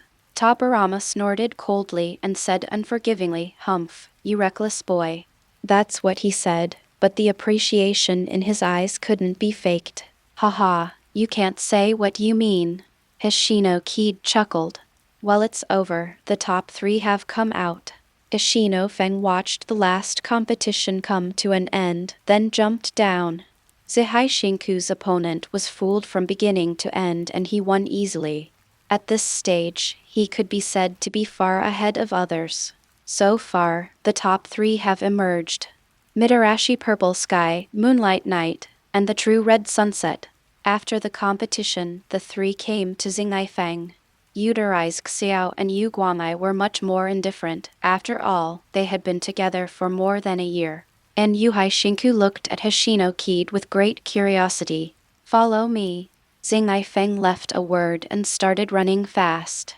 Seeing this, the 3 of them looked at each other and hurriedly followed. Hishino Feng led the 3 people to a stream, stopped, turned around and looked at them. My name is Xingye Feng. I said a year ago that whoever can take the top 3 places can become my disciple. The 3 of them all became solemn and serious as the most crucial moment was about to come. Since I have said it, I will not break my promise. Are you willing to become my disciples? At the moment when Xingye Feng finished speaking, Utari's Xiao and Yu Guangyi said in unison, yes. Seeing this, Zihai Zhenhong also quickly said, yes. Xingye Feng smiled when he heard this. Then, it's time to change your words. Teacher. X3 The 3 of them shouted crisply. Chapter 71 6 Immortals Otsutsuki Hagoromo. Ever since Xingye Feng accepted a disciple, he has become quiet and very low-key. Apart from teaching his disciples, he would walk around the streets, chatting and laughing with people he knew, feeling very comfortable and relaxed. At this pace of life, time passes by inadvertently. In the 18th year of Konoha, Hishino Kid sat cross-legged in the yard with his eyes closed, his clothes fluttering without wind. The shadow of the clock behind him became much more solid at this moment. The power of time was pervasive, and the mysterious and profound power filled the entire yard. Looking closely, time is disordered and space is seamless, and the trees in the distance experience 4 seasons in a short period of time. The vitality of spring, the lushness of summer, the withering of autumn, and the silence of winter, all are completed in a short period of time. Boom, in an instant, the aura of Xingye Feng was restrained, and the power that was gathered but not dispersed was defeated in an instant, and the order of time was restored. The pure eyes opened, a hint of charm flashed in them, and the whole person became otherworldly, as if out of the world. Finally a breakthrough. As expected, blindly practicing is no longer effective. Xingye Feng said stiffly and mechanically. The emotions on his face could not be seen or felt, just like a puppet. His voice was extremely calm, without a trace of emotion, like a walking corpse with all his emotions gone. Wake up, wake up, wake up. Suddenly, Zai's voice was like a huge bell shaking his mind. Just like an evil spirit retreating, Xingye Feng's emotions returned to his body again. After a moment of confusion, I recalled my previous state and couldn't help feeling scared.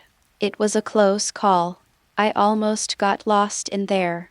A layer of fine beads of sweat seeped out of Xingye Feng's forehead and he looked terrified. Even if you are out of danger, you will still inevitably think of it. You are just kidding. Zai's angry voice sounded in his ears. Xingye Feng shrank his head and dared not speak out of guilt. But this matter will not just pass like this. Angry words rained down on him, and Xingye Feng could only face them with a wry smile. You've become more capable, right? Are you so reckless because you're afraid you won't sink fast enough? Time is full of mysteries. How many talented people have been buried here? Do you think you are stronger than them? If I had discovered it in time, your consciousness would have collapsed and been controlled by time. Think twice before you act. Don't you understand this principle? You think you're lucky and that you're an indestructible. Angry words poured out like candy beans. Xingye Feng smiled awkwardly and apologized in his heart. Oh, Sister Zai, you are here. You have great powers, so you will not stand by and watch someone die. Zai, who received praise invisibly, just snorted lightly and then disappeared. Xingye Feng called out twice but got no response. He took a long breath and patted his chest. Next time, be well prepared and don't rush into anything. The crisis could have been avoided, but Xingye Feng was itching to try and couldn't wait, so he rashly rushed into Kaoying's level. From the beginning to the end, everything went so smoothly. Just when his guard dropped, time suddenly shook and caught him off guard. When he thought about it, Xingye Feng wanted to slap himself a few times. Why couldn't he help himself? It almost caused a disaster. After he was thankful, he felt a burst of joy because he had finally broken through to the super shadow and had initially mastered time. Note that it is master rather than control. This also means that Feng Hashino has gained some understanding of the law of time and is no longer limited by the amount of chakra. Of course, the joy is not just about this. More importantly, he finally has the ability and confidence to deal with someone who has been peeping at him secretly. Hashino Feng sneered. Then his figure disappeared from the spot and came to a forest somewhere outside Konoha village. Come out, you've been spying on me for several years, don't you want to come out and meet me? Xingye Feng looked up at the sky. There was no one in his sight, but he stared straight ahead, very determined. No one responded after the call. Xingye Feng had a smile on his face, his eyes were cold and the corners of his mouth were slightly raised. You only dare to peek but not meet. Is this the strong man who stands tall in the world? Xingye Feng's tone was cold and ripples spread under his feet. Just like waves on the sea, ripples formed in an instant like a flood.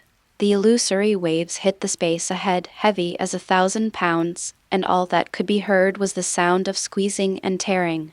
Alas, why bother? An old voice suddenly sounded, and an illusory figure emerged. He raised his hand, and the natural energy of heaven and earth gathered in his hand. Then, with a gentle tap, the violent waves subsided instantly. Should I call you the Sage of Six Paths?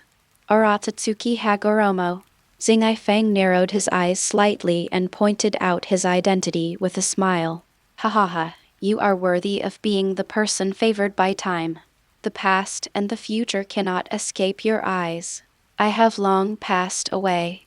I am not worthy of the title of immortal. Just call me Yui. Otsutsuki Hagoromo laughed loudly, and seemed to have no idea what Hashino Kid would do to him, and was very calm. Xingye Feng sneered.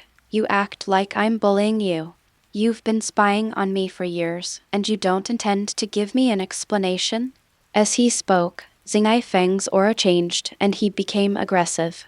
If he didn't give an explanation, a big battle would be inevitable. Hearing this, Otsutsuki Hagoromo fell silent and looked at the imposing Hashino Kid with a sigh. I have no ill intentions, your presence just makes me curious. Curious? Just staring at me because you're curious? This reason is too superficial.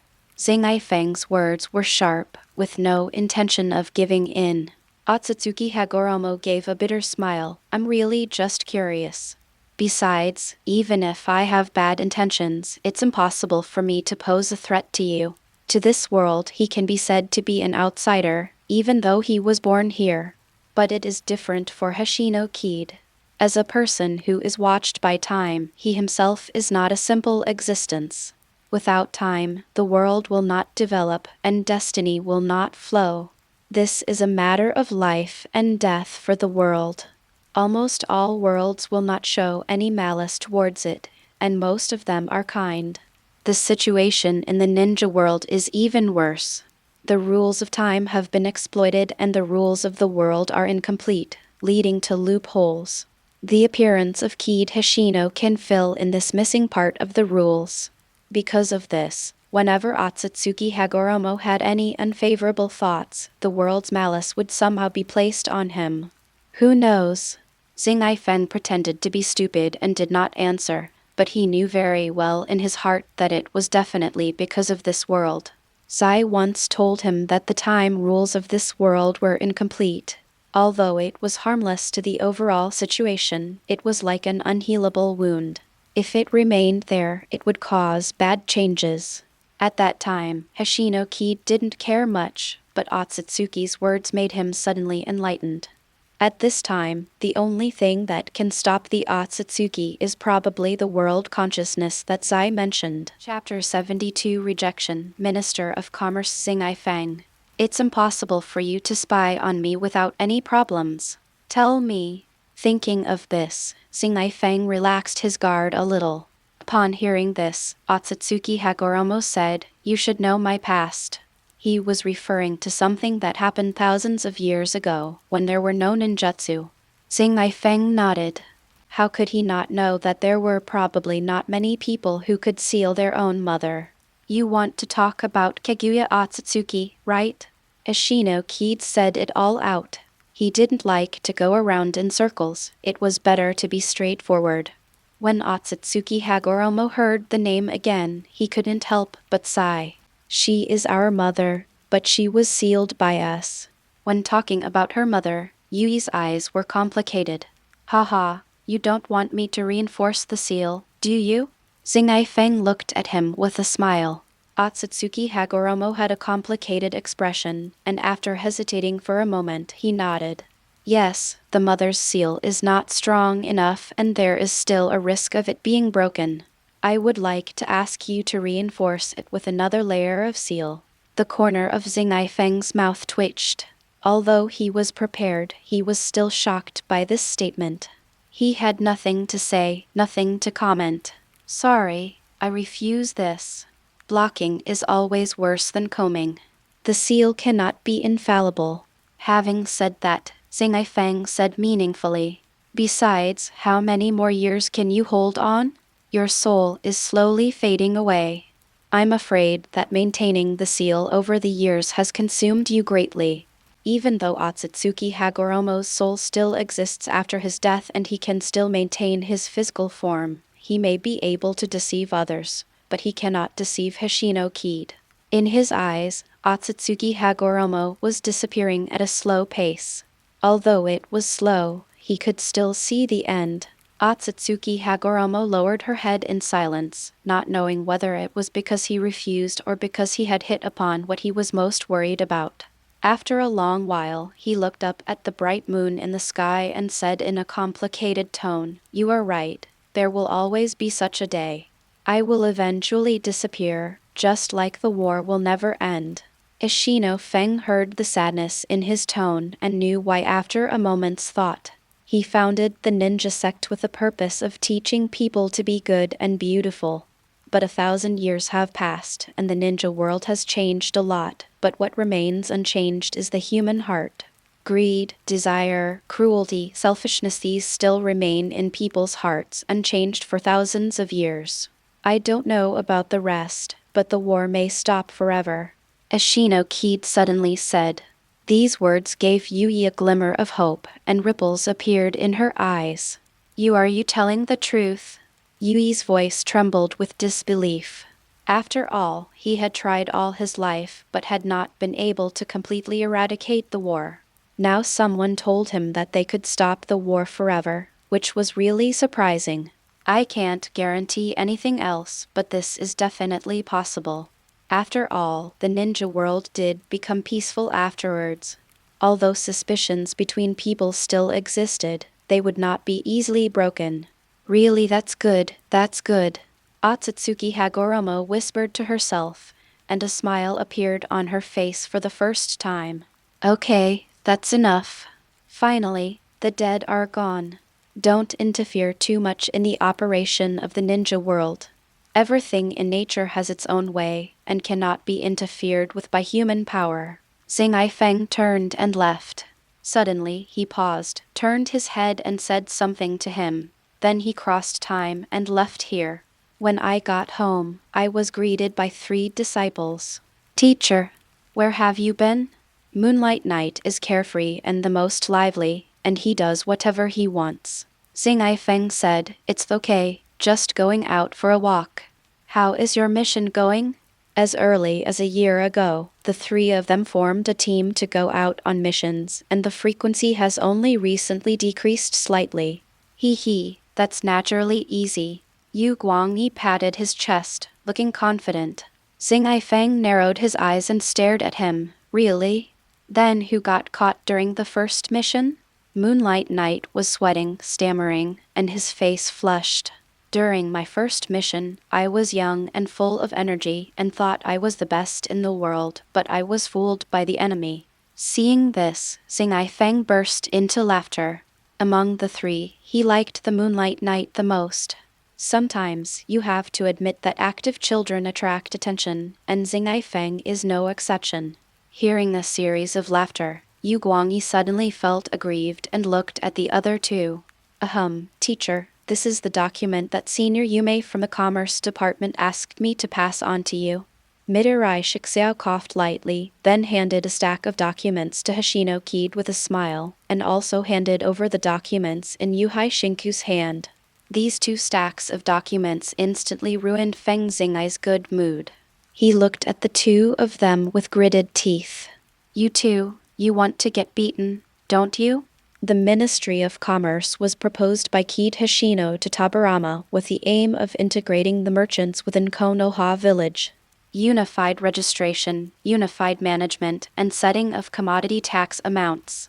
If they do not register, there will be no preferential policies. Due to the huge gap, all merchants have to register. After Tabarama accepted the proposal, he improved its functions and then became a hands-off boss, leaving the position of minister to Hoshino Kid. But Hoshino Kid is not someone who sits still. He immediately called Izawa Ikumi over and asked him to take care of it, while he himself flew away, free and at ease. Facing the threat of force from Hoshino Kid, Yuhai Shinku said calmly, Teacher, Senior Ikumi said that you must sign these in person. No one else can. Xingye Feng punched the cotton and said dejectedly, Well, leave it there. I'll take care of it later. Teacher, we'll leave now if it's all right. Please handle it well. Come on. Moonlight Night grinned wickedly, pulled the 2 men and quickly fled, not giving them any chance to get beaten. Looking at the disciples' fleeing backs, Xingye Feng couldn't help laughing. 3 brats. But then he looked bitter. Oh, there are so many. When will I sign in? I really envy Gao Hu and his friends. They live such a happy life. Except for Uchiha Nozomi, who wanted to join the guard team. Tadu Takator chose to be a teacher. Although Hinata Kazumi's relationship with the Hyuga family has reached a freezing point, she is only a member of the main family, and she still has to be cautious about people from the branch family. After much thought, she decided to out of sight, out of mind, and kept going outside the village to complete tasks, not returning every month. Compared with Hoshino Kid's choices, the degree of freedom of the 3 people is not even on the same level. Thinking of this, Xingye Feng was filled with resentment. His face was as black as the bottom of a pot, and even his signature had a hint of gnashing teeth. But no matter how much we complain, we still have to sign what needs to be signed, even though the Ministry of Commerce is a new department. But he controls a major economic lifeline of Konoha, and his status is self-evident. As the minister, the person who can get Hoshino Kid to sign is not just a simple businessman. With the idea in mind that the financial sponsor must not be offended, Xingye Feng had no choice but to calm down and examine each one carefully. 2 days later, with the last file processed, Feng stood up and stretched. Finally liberated before he could finish saying the word Chinese letter, someone came running in from outside. Brother Hoshino, Marashi Kasuk ran over in a hurry. This hurried tone made Feng feel uneasy, and veins popped out on his forehead. Gu Jai, you came at such a coincidence, Feng said word by word, his eyes almost spitting fire. Chapter 73 Trip to Loulan. Brother Hoshino, what's wrong with you? Maruboshi Kasuk quickly stopped in his tracks. The dangerous look made him panic. Oh, it's okay, just tell me. After a while, Feng sighed heavily and then said. Upon hearing this, Maruboshi Kasuk hesitated for a moment, then spoke when he saw that his complexion had improved. Hokage-sama asked me to come and fetch you. He said it was something urgent. After hearing this, Feng immediately became confused. An urgent matter? Did you tell me what it was? That's not the case. Maruboshi Kasuk scratched his head. After pondering for a moment, Feng stood up and walked towards the door without waiting for him to take a step. Suddenly, a strange feeling arose inexplicably in his heart, giving him a sense of closeness. It comes quickly and goes quickly, disappearing in the blink of an eye. Hoshino Kid paused, suppressed the feeling, and then headed towards the Hokage's office building. After 3 years of development, Konoha has become more prosperous, with vendors of various kinds everywhere. Putting the ninjas aside, the villagers' living standards and quality are much better than before.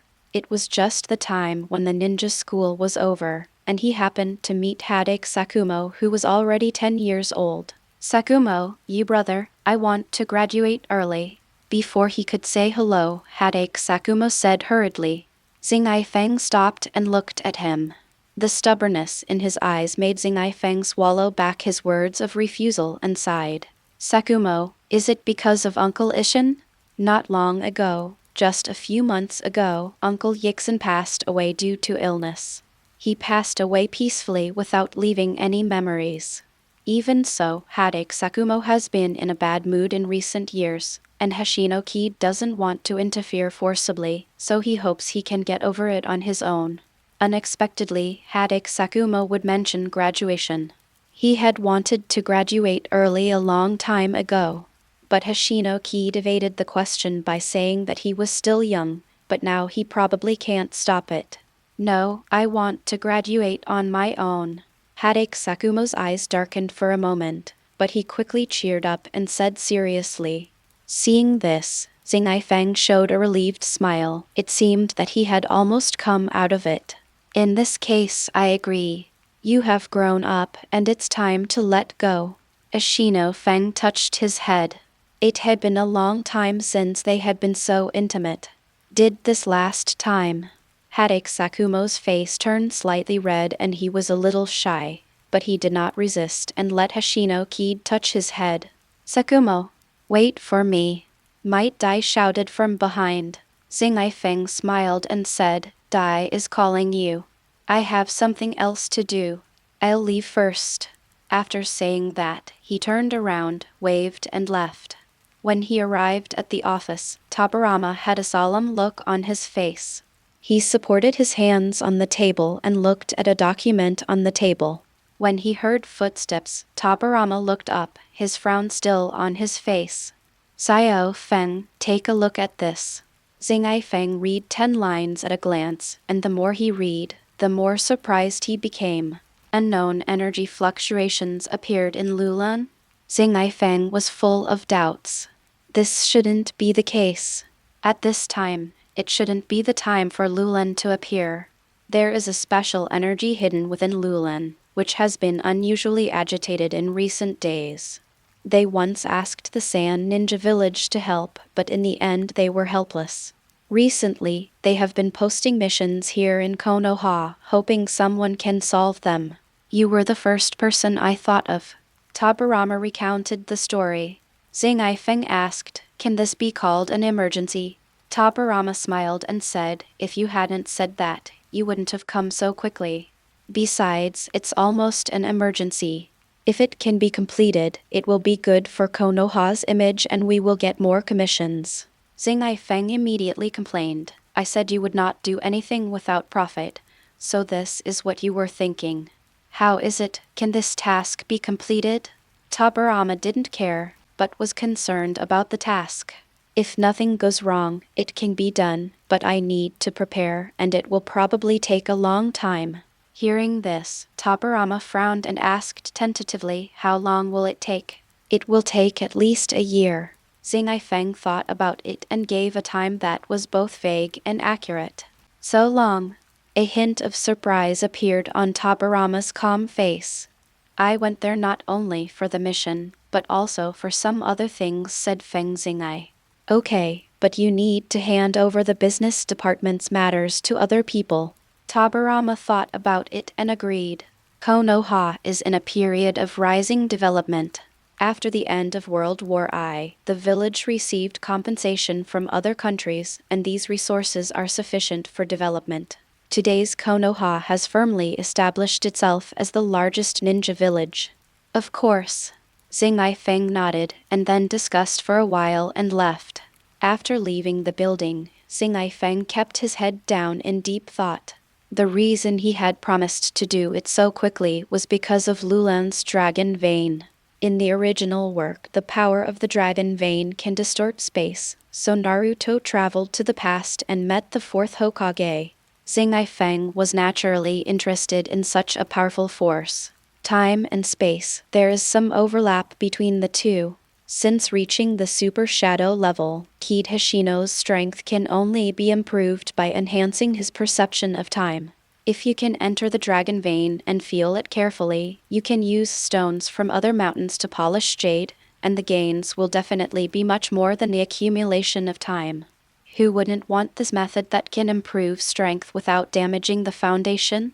However, before you go, you need to prepare. A few days later, Hashino Feng was dressed lightly, stood at the gate of Konoha, and looked behind him. I don't know when I can come back after this trip. Xingye Feng thought. Nothing should happen after I leave. Shaking his head, putting aside all the complicated thoughts, Feng Hashino set out on the journey to the Kingdom of Wind. Just as his figure gradually disappeared in the distance, somewhere in the forest, a figure emerged from the ground.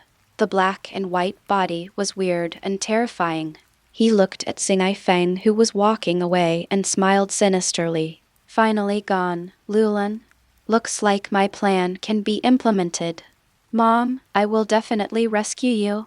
As soon as he finished speaking, his body merged into the earth and disappeared on the spot.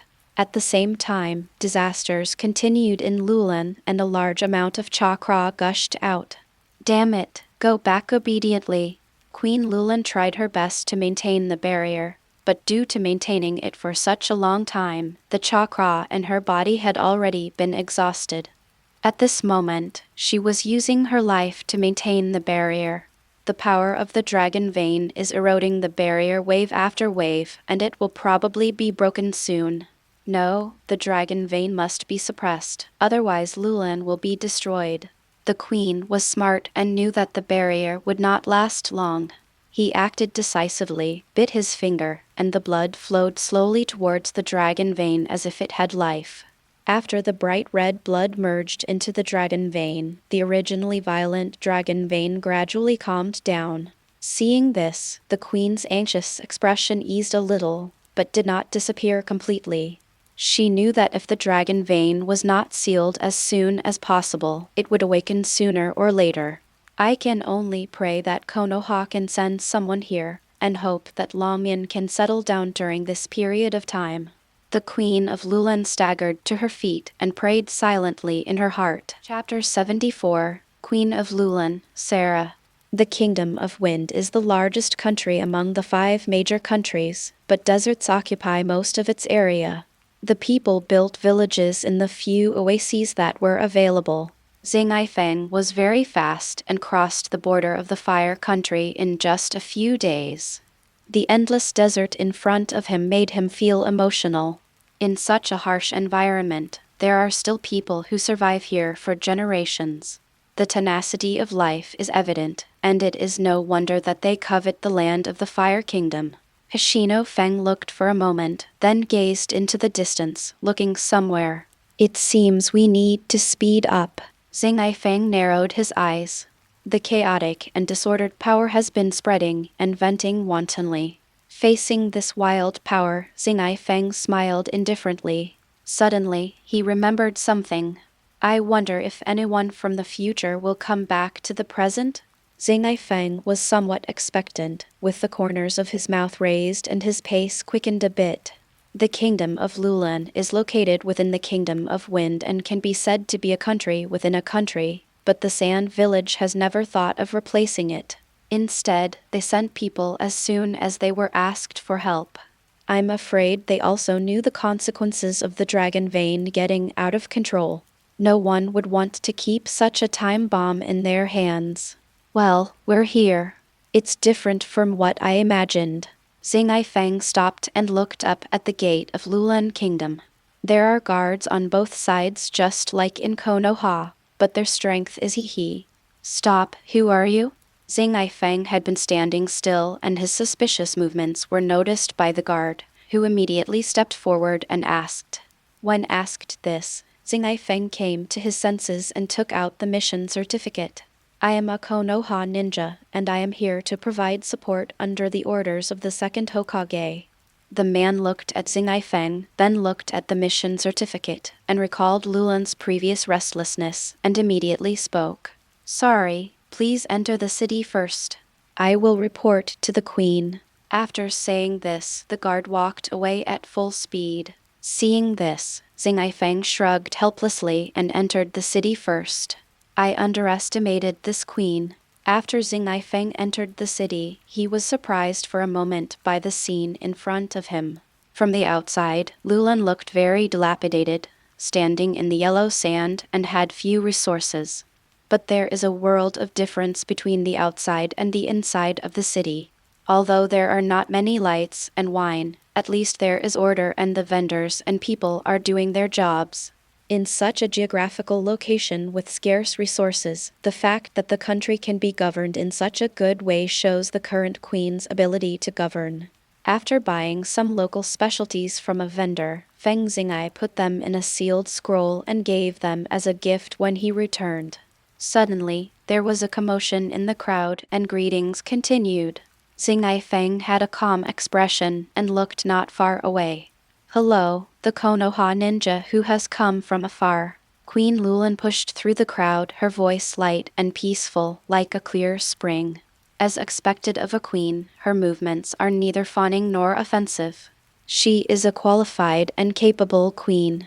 Kid smiled back and thought secretly in her heart. You are very polite, queen. The Hokage knows of Lulan's plight, so he asked me to come and help. Konoha has always treated its friendly neighbors with the utmost sincerity. Feng looked at him calmly, without a trace of impurities. The queen of Loulan was stunned for a moment, then recovered and the smile on her face became more sincere. Thank you for Konoha's help. Loulan will remember this and will repay you in the future.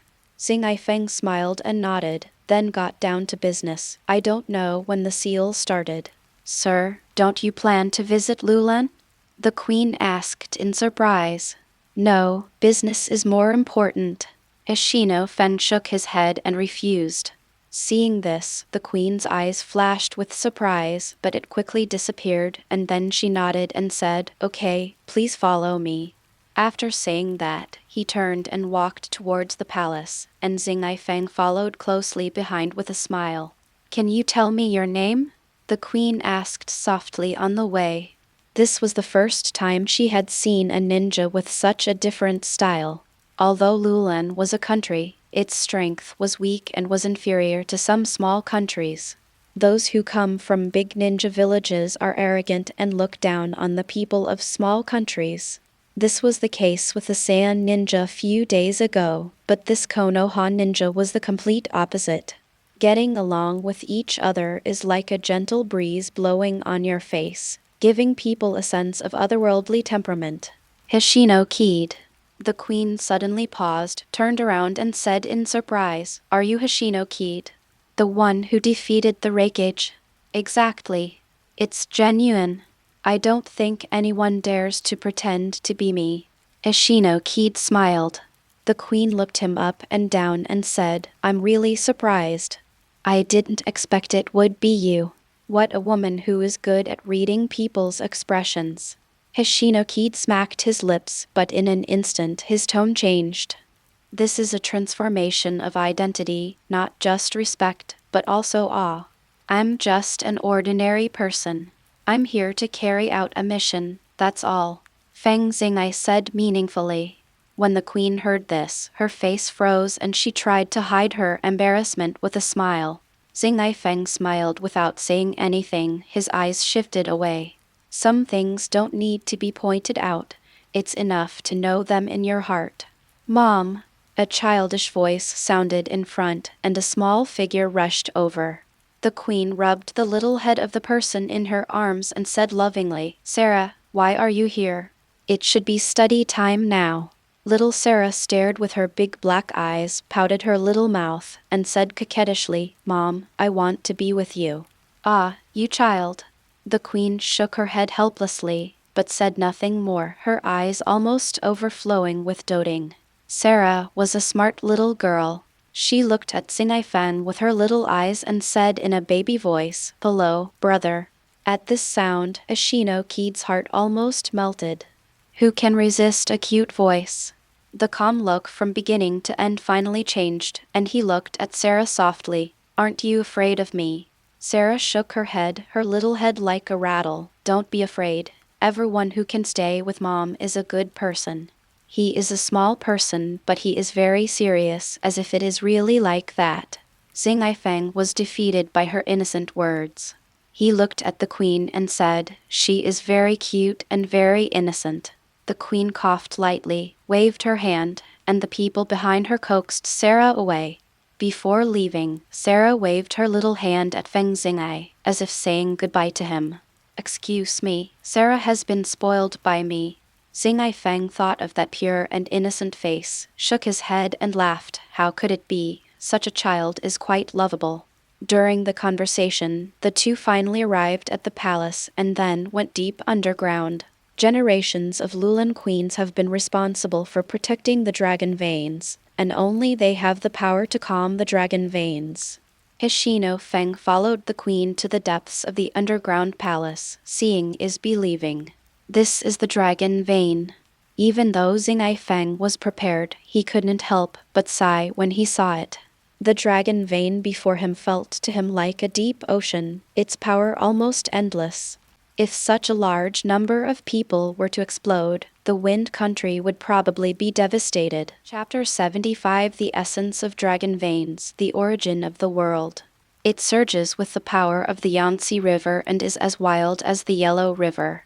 Looking closely, wisps of bright red spells were floating around the dragon vein, miraculously calming the violent dragon vein.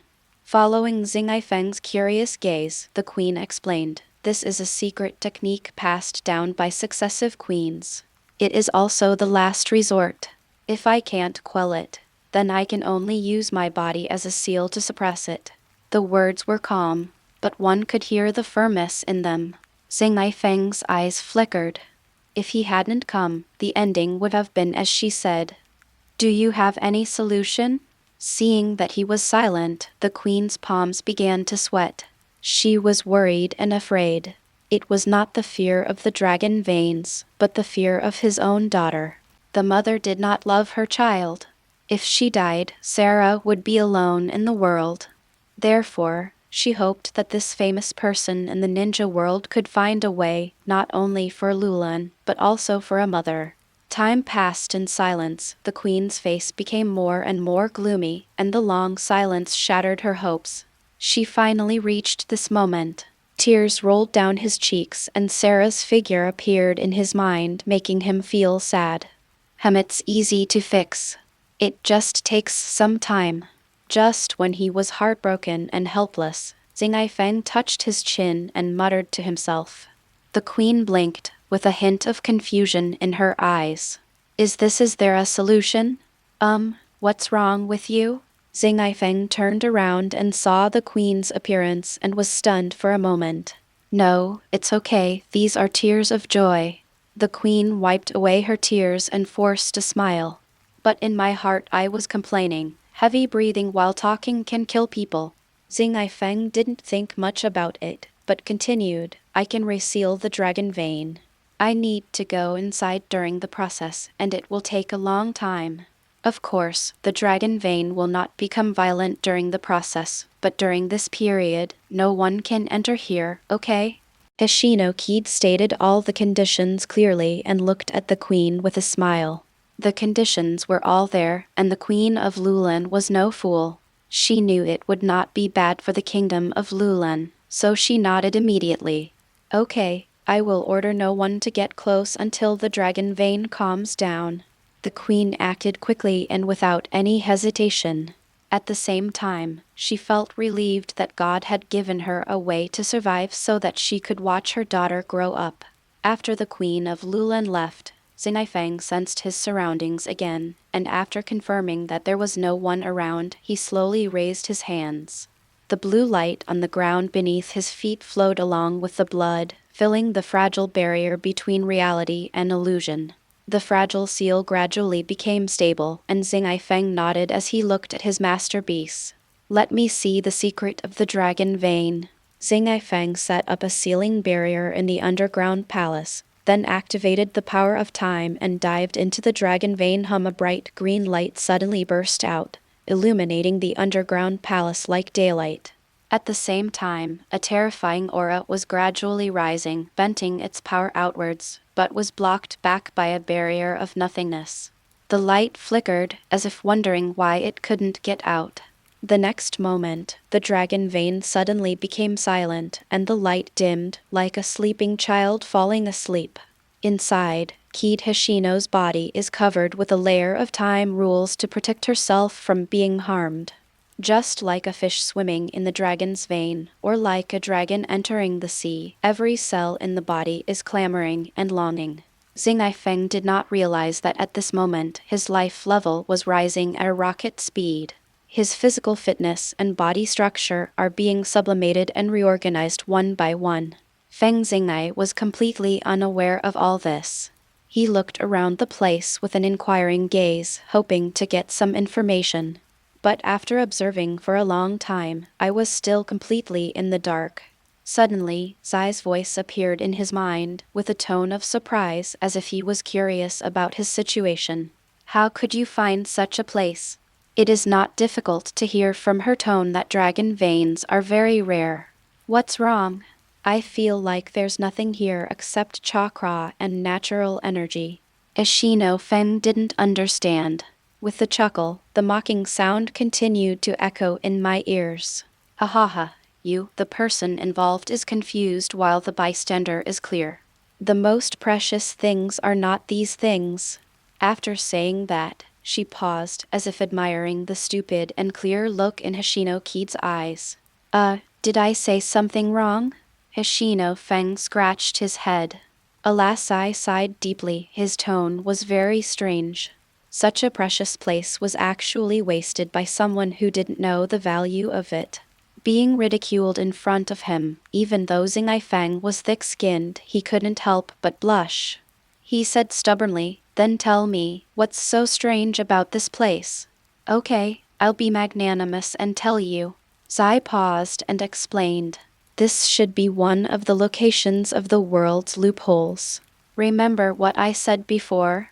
Xingye Feng nodded blankly. I remember. Zai continued, this world, which you call the ninja world, has incomplete rules and some flaws. And this is one of them. The so-called chakra and natural energy revealed are the original power of the world. It just degenerated into its current state in the current environment. Well, to put it in layman's terms, it's like a wound on the surface of the human body. It's just that this wound won't heal on its own. It exists naturally. Xingye Feng seemed to be thinking about something. No wonder he felt so comfortable here. Bathing in it made his spirit transformed. It turned out to be the original power of the world. As a native of this world, he would certainly feel comfortable. So, what's in it for me? Feng asked a question that made Zai roll her eyes. A rotten tree cannot be carved. Zai shook his head and said, I sensed that the laws of the surrounding space are very strong, which is very suitable for you now. Release your mind, use the feeling of comprehending time to comprehend space, and integrate the laws into yourself.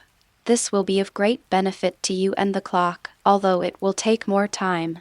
Feng nodded blankly, still not understanding. You forget it.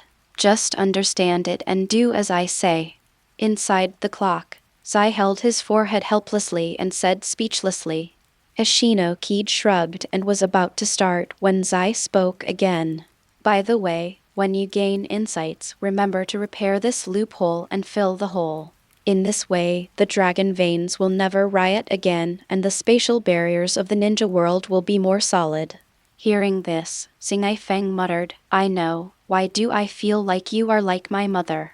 Humph, if I had a stupid child like you, I would have been mad to death long ago. Zai sneered. Feng didn't hear or respond. For a moment, no one spoke. Chapter 76, 8 Years, the Third Hokage. Outside the underground palace, the Queen of Loulan paced back and forth, looking inside with a worried look from time to time. If it weren't for the barrier set up by Feng to keep all unstable factors out, the Queen would have rushed in long ago. A roaring sound continued to be heard from within, and that was why the Queen was worried. Now I am completely in the dark and have no idea what is happening below. And she could only pray silently, praying that the dragon vein was safe. I hope everything goes well. The Queen thought silently in her heart. Suddenly, a green light shooting straight into the sky caught her attention. The light was so bright and dazzling that it shone on everyone's face. Then, a terrifying pressure was released from it, and a shock wave burst out from the underground palace, shaking the Queen back several steps. A violent force followed, and just when the Queen was in despair, a mysterious force stopped her. The two forces collided and dissolved into each other. The green light was obviously suppressed and then gradually disappeared. The Queen stared blankly ahead, then sighed deeply, turned and left. No one knew what happened that day.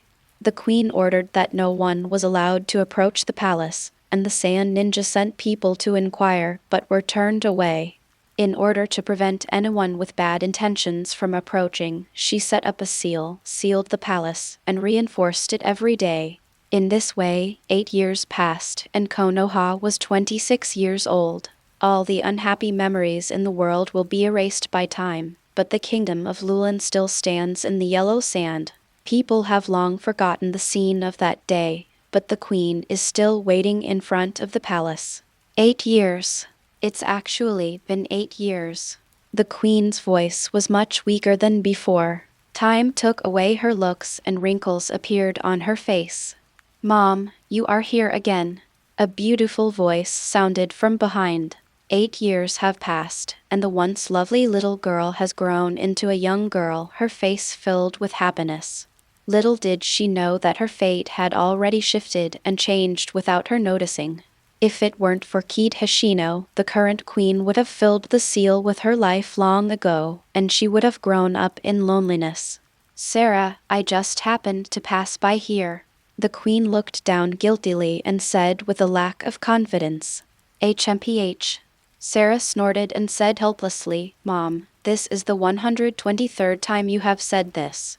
Can you change the way you say it? A trace of embarrassment flashed across the queen's face, but she quickly adjusted herself. I'll change it next time. Sarah Half Moon looked at the queen. Is this what I meant? 8 years have passed since Feng Xingye went in, and a lot of things have changed. The queen whispered to herself. But Sarah still heard it, and she said with a smile, but isn't the dragon vein becoming more stable day by day? Loulan Kingdom is very safe now. As the daughter of the Queen of Loulan, she has been learning the inherited secret skills since she was a child to prepare for taking over as queen.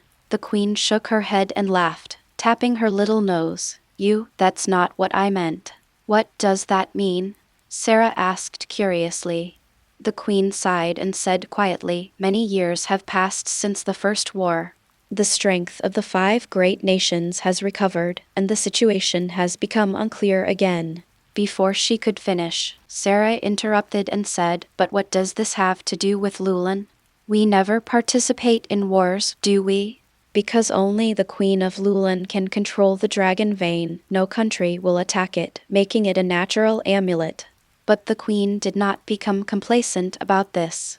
She saw things more clearly and understood more than her daughter. Konoha is now ruled by the 2nd Hokage, not the 3rd Hokage.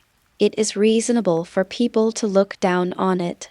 Other countries have been constantly testing it recently. When the queen said this, her head began to ache and a flash of fatigue flashed across her eyes. "Oh, Mom, let them fight as they please. We just need to stay in peace in this corner." Sarah still looked indifferent. "You still have a lot to learn." The queen shook her head and said only this. Sarah pouted unconvincedly, feeling that her mother was looking down on her. Boom, boom, boom. Suddenly, the ground began to shake, and the queen immediately looked towards the direction of the palace.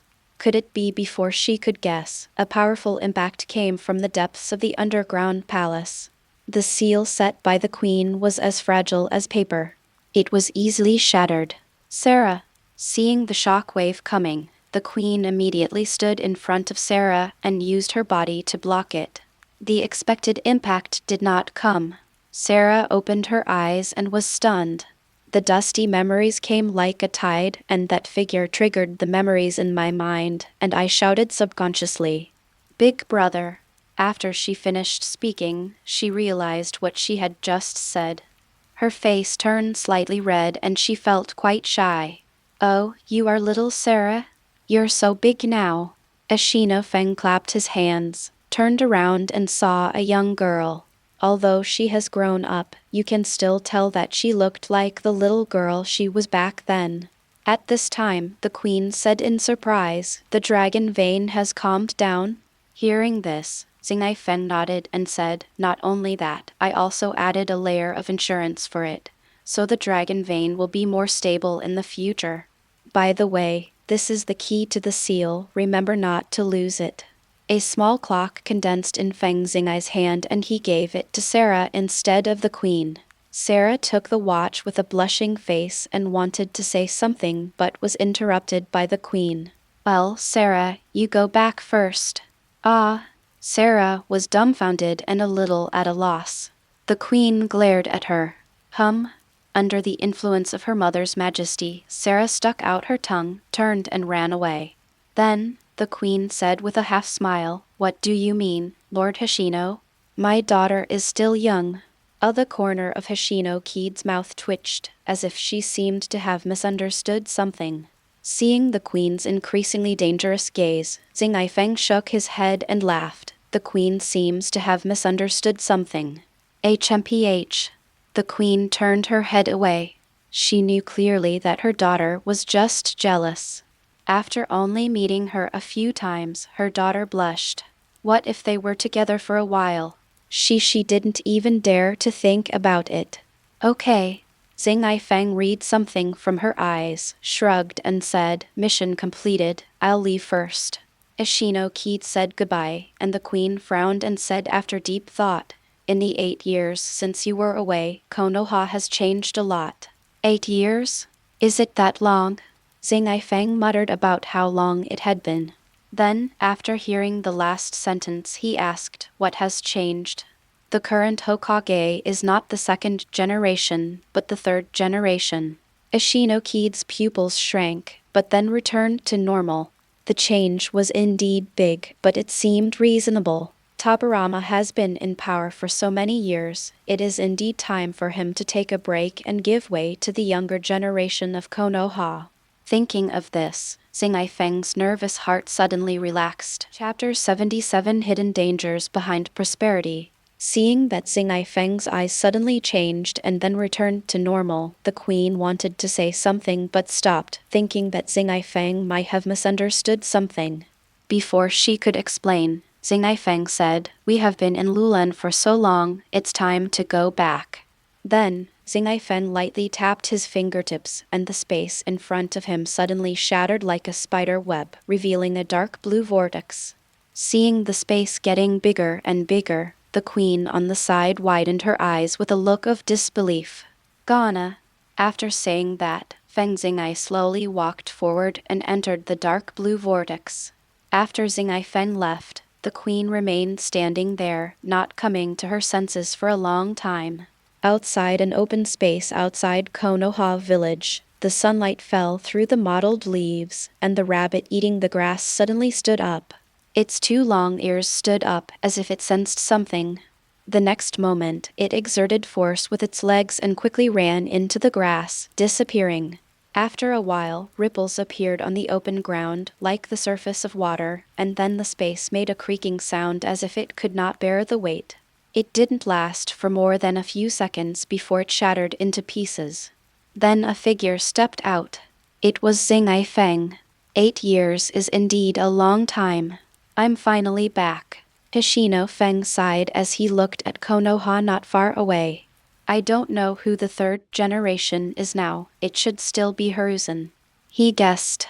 I don't know what happened to the others. 8 years away from the village was just a short time for him, but for others it was a long time. Thinking of this, Hishino strode towards Konoha. Alas, I heard that Konoha's business taxes are going to increase again. The money earned from each trip is getting less and less. How can we survive? On the way, Xingye Feng heard people from a nearby caravan complaining, and their words made him frown. It seems that Konoha's commercial taxes have become unaffordable for the caravan. But this is impossible.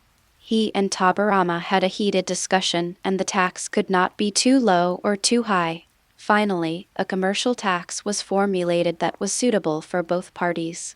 Logically speaking, it is impossible to change it, because the first time of something is very important. When people are used to it, changing it will cause disgust among many people. This is even more true for commercial taxes.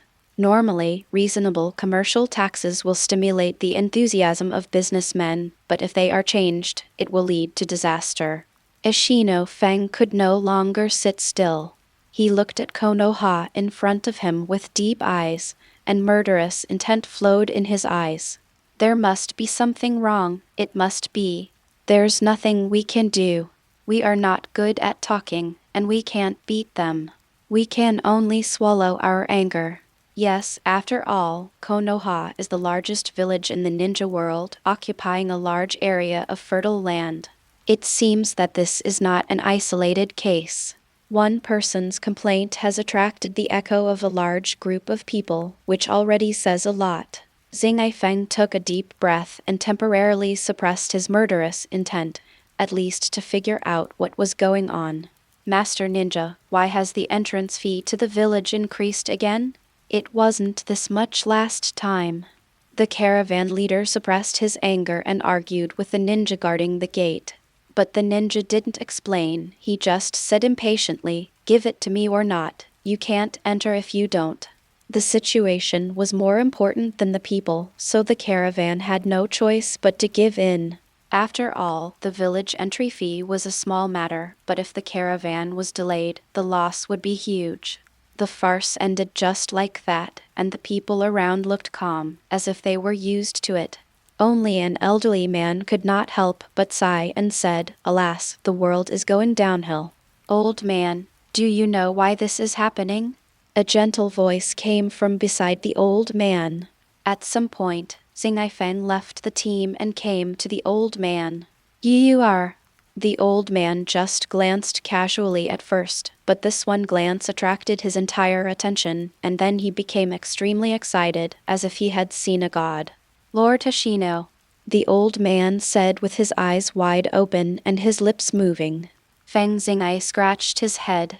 It was not surprising that he recognized him. After all, the old man had lived long and had seen his portrait. "Can you tell me what happened in Konoha?" Hishino asked again. At this time, the old man recovered, calmed down, and said slowly, Since the third generation came to power, it was relatively stable at first, but for some reason, the business tax suddenly increased. The caravans had to swallow their taxes due to Konoha's majesty. We thought that was the end of it, but it became more and more excessive, with all kinds of taxes coming one after another.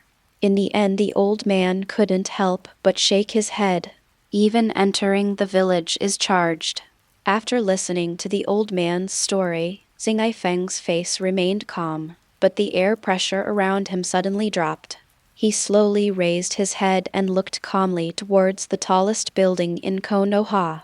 His eyes were like sharp swords, piercing through everything and pointing directly at the person sitting in the Hokage seat.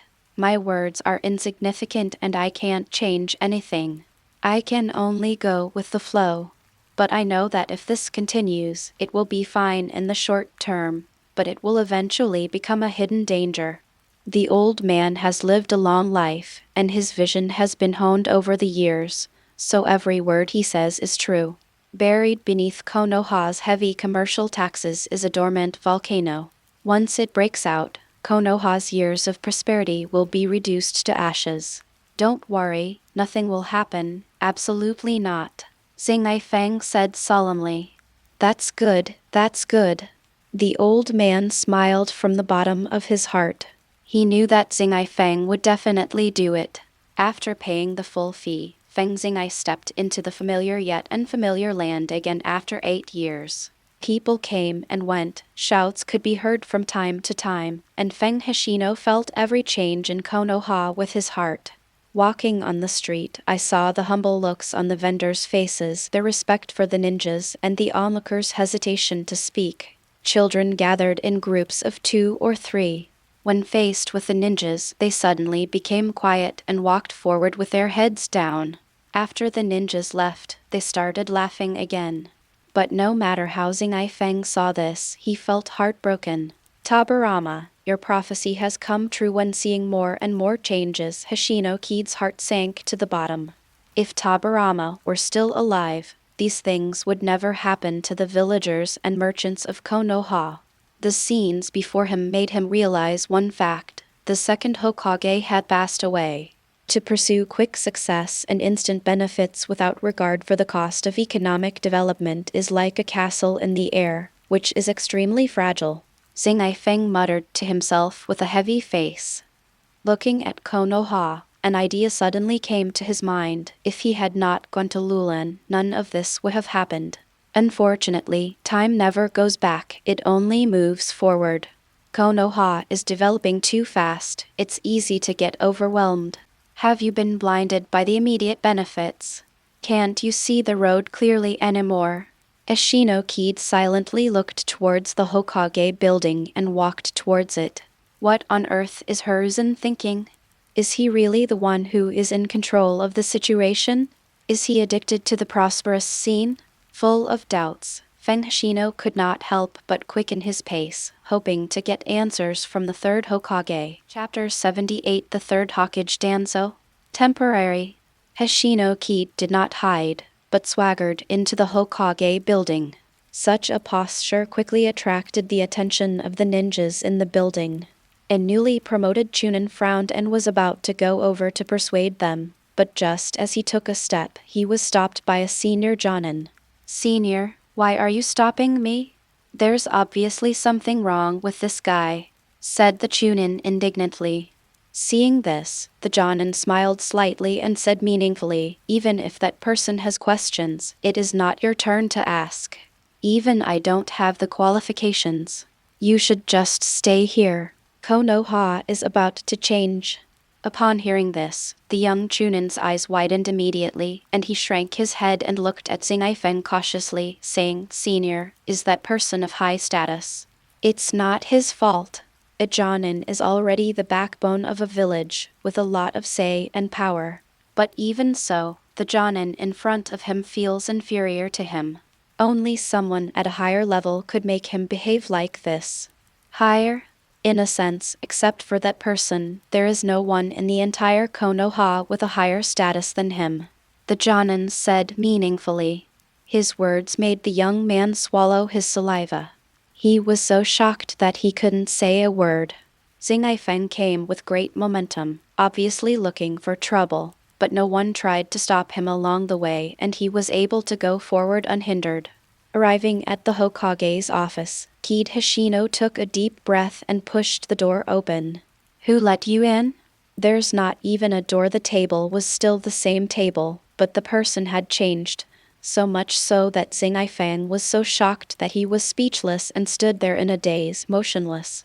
Danzo was handling government affairs when his ears suddenly moved, noticing someone coming in without knocking on the door. Thinking it was someone who was not understanding, he looked up and started to scold them, but his pupils suddenly shrank halfway through his words. "Hishino-kid," Danzo said blankly, with many emotions showing on his face, but there was no joy or happiness. "It turns out it's you who became the Hokage, Danzo." Hishino-kid breathed a sigh of relief and looked at Danzo with a hint of disbelief in his eyes. After a brief moment of distraction, Danzo finally came to his senses and his face returned to calm. "It's me. Are you surprised? Do you think Hiruzen is more suitable than me?" Hishino-kid nodded in acknowledgement. "Indeed. From what we have seen over the years, Hiruzen is more suitable than you." Why? Tell me why." Danzo suddenly became furious and slammed the table hard. Cracks immediately appeared on the table, with a questioning look in his eyes. Feng was silent and did not answer. Although he thought so, the facts were more important than anything else. The one sitting in the position of Hokage now is Danzo Shimura. "Where is Tobirama?" Hishino-kid suddenly asked. Speaking of Tobirama, Danzo's anger gradually subsided and he said calmly, 4 years after you left, the teacher died of illness. "So, Tobirama recognizes you." A hint of surprise flashed in Hishino-kid's eyes. Danzo shook his head slowly and said, "Sensei hasn't designated anyone yet. The position of Hokage is now vacant." Feng's pupils shrank, and then he smiled bitterly. "I understand. People outside believe that the current Hokage is the third Hokage, but in reality he is only in temporary office. Before his death, Tobirama did not designate a successor, but left the position of Hokage vacant, probably to pave the way for Hishino-kid. He left this position to Hishino-kid and did not give it to his disciples, nor even to Hiruzen and Danzo, whom he recognized. They were only given the power to take over temporarily, and it was clearly stated in all the major families that even if they wanted to take over, they would not have the right to do so." Danzo said with a complicated look in his eyes, "I have worked so hard for so long, but in the end I still didn't get what I wanted." "So, you start to take revenge?" Feng heard resentment in his words. "No." Unexpectedly, Danzo shook his head and denied it. "I think you know about the business tax." Hishino-kid nodded, and Danzo continued, "We have no choice but to do this. Konoha is developing too fast, and many places need funds.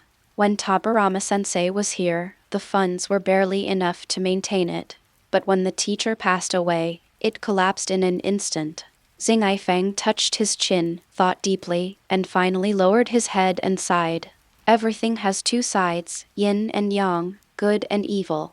In the past decade or so, Konoha has developed faster than a rocket. It's like a wild horse that has broken free from its reins. Even if its speed has jumped to a higher level, it's not easy to stop.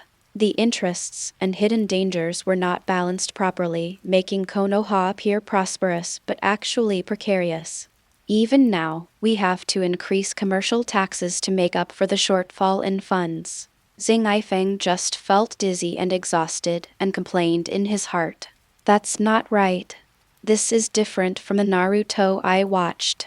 Konoha has never been like this before. Is there a difference between reality and fantasy? But the difference is too big. If we are not careful, Konoha will probably fall apart and people will lose their morale. Everything else is fine, but you can't let go of your heart, because money can be earned again, but a broken heart is hard to recover. Tobirama, did you hand over the third Hokage to me because of this?" With Tobirama's political wisdom and vision, he must have seen this. But it was too late when he discovered it.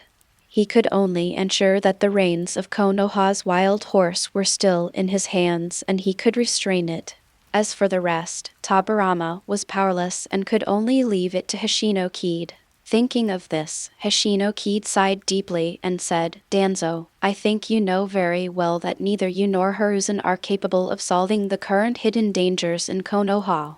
It's not that you don't have the ability, but now we need not only ability, but also strength. With your and Hiruzen's strength, I guess you can't control the situation now. Those ninjas with ulterior motives won't listen to you." Ishinokide hit the nail on the head and pointed out the factor that Konoha urgently needs right now, which is strength. Both of them are indeed very strong, but not enough to convince others. Another point is their status. On the one hand, they were all from the ninja clan, and to the common people, they were no different from those who oppressed them. On the other hand, in the eyes of the ninja clan, the two are just juniors and have no right to make decisions. All these factors add up to their current situation of being restricted. All these analyses made Danzo look depressed, like a deflated balloon. He knew all of this, and they could empathize with Tobirama's powerlessness at the beginning. Seeing this, Xingye Feng smiled, stepped forward and patted him on the shoulder. "Are you losing your spirit? This is not the Danzo I know." Danzo raised his head and looked at his calm expression. He suddenly sighed inwardly. He was able to remain calm when Konoha was in such a crisis. From this point of view, he had lost. No wonder Sensei Tobirama went against everyone's opinion and kept the position of the third Hokage vacant. He must have anticipated the current situation. Chapter 79, Returning Home. Accident. Where is Hiruzen? Ishinokide thought of another person. Danzo said he is in the Anbu. Tobirama-sensei asked him to take over the Anbu. Hearing this, Hishinokide was amused. It was actually the opposite. Originally, this kind of thing was done by Danzo. Perhaps Tobirama saw Hiruzen's inner hesitation and sent him to the Anbu for training. The same goes for Danzo. He is too murderous and will do anything to achieve his goals. It seems that since Tobirama survived, he has seen more things and has a deeper understanding of the two people. Tell Hiruzen to spread the news that I'm back, the sooner the better. Ishinokide curled the corners of his mouth and smiled. Danzo was stunned when he heard this, but he quickly reacted. He immediately waved his hand, called an Anbu, and asked him to pass on the message. "What are you going to do?" "Right now Konoha is like a powder keg." Danzo made a tactful analogy. Xingye Feng shook his head decisively and spread his hands. "No idea. Just wait. I have to go back home first. I haven't been back for so long, I miss them so much." Danzo saw him simply shaking his head with a look of astonishment in his eyes. "Is that all?" Xingye Feng opened his innocent eyes and blinked twice. "What else?" "This is an extremely urgent matter for me." Danzo only felt his fists harden and he was ready to move. But looking at his expression that said, "What can you do to me?" I couldn't help feeling tired. Reviewing documents was tiring enough, and now there was this unlucky thing in front of him. Danzo really wanted to punch him in the face. Without waiting for Danzo to say anything else, Hishinokide strode out of the office, leaving behind a few words before leaving. "You've worked hard over the years, and leave the rest to me. I'll help you vent the grievances you two have suffered." And then he disappeared. After listening to this, Danzo shook his head and sat back, with the corners of his mouth slightly raised, and his depressed mood dissipated a little. It's not like Baiding has been doing this for all these years. Even though Danzo always takes the blame, he is also a human being with feelings. It would be a lie to say that he didn't want to take revenge after harboring resentment for so long. Ishinokide's words hit the nail on the head. Tobirama once talked to them about Hishinokide, and the point he emphasized was that he valued feelings. Therefore, he believed what Xingye Feng said without a doubt, and those people were in trouble. After leaving the office, Xingye Feng went straight to his parents' home. He hadn't seen them for 8 years. If he didn't go back, they would probably not recognize him anymore. I arrived at the door of my house with familiarity, and before I even went in, I saw a small figure. Ishino keyed! Exclamation. He opened his mouth slightly, rubbed his eyes vigorously, and repeated to himself several times, "Demons and ghosts, please go away." He really couldn't believe it. "Who are you and why are you standing outside my door?" The little guy had sharp eyes and quickly looked at Xingye Feng, then trotted over and asked in a childish voice.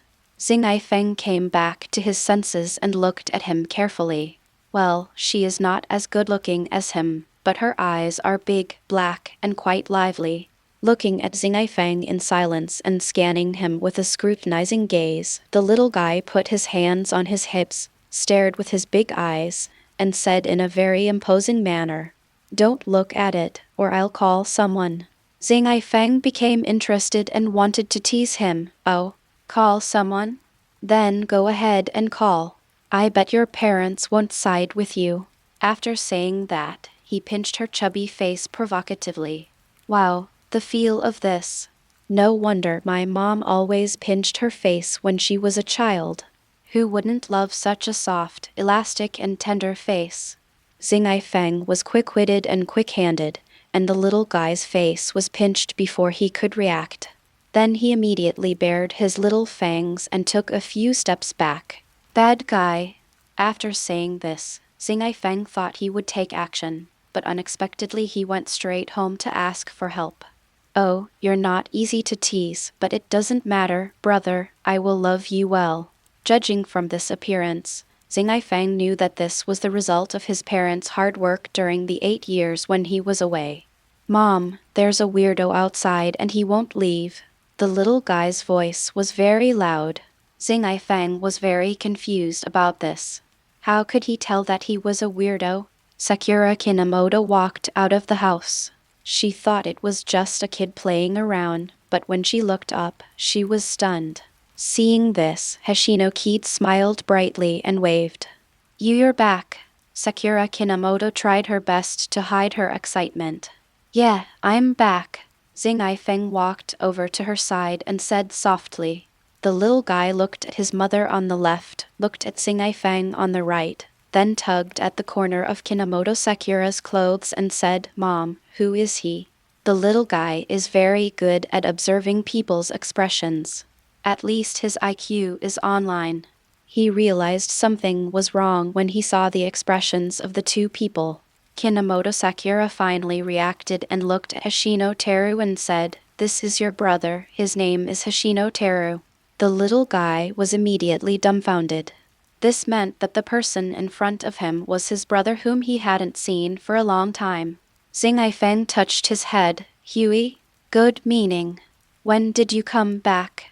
asked Sakura Kinomoto. "Just now, I went to the Hokage building." Hoshino Feng kept teasing his younger brother, which made Hoshino Teru look disgusted. Hearing this, Sakura Kinomoto sighed and said, "You already know everything about Konoha." Xingye Feng nodded. "I have a general idea, but I still need to look into some details." "It's okay, I'm glad you're back." Sakura Kinomoto stopped there and didn't say much, but her meaning was very clear. Although he has retired from the ninja ranks, there is still an elite jonin working in the family with a wide range of sources of information. Konoha knows about all the changes, but can't change anything. "Xiao Feng?" A voice of surprise sounded behind everyone. Xingye Hui's eyes lit up, and he immediately rushed out and threw himself into his arms. "Dad!" Feng Xingye greeted with a smile. The long-awaited reunion made him smile with joy. Yang Tai looked at him and said with emotion, "You are getting more and more powerful. I can't tell your depth anymore. It seems that there is no slacking, which is very good."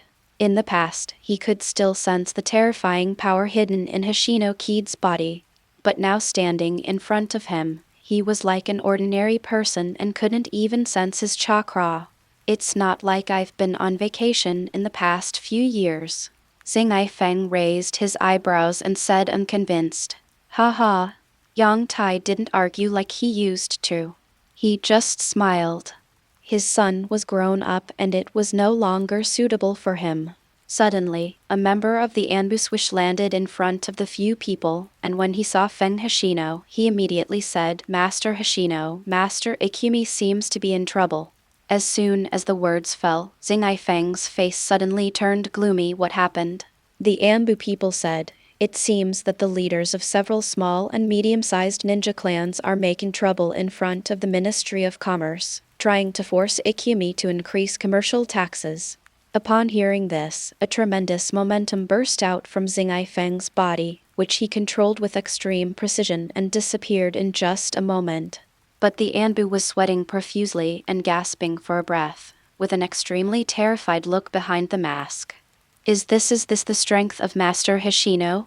Xingye Feng said in a cold voice, and the temperature around him could not help but drop sharply. "I want to see if those people's arrogance is lawless." After saying that, he let the Anbu lead the way and went straight to the scene. Chapter 80, A Small Punishment and a Big Warning. "I'll take your time.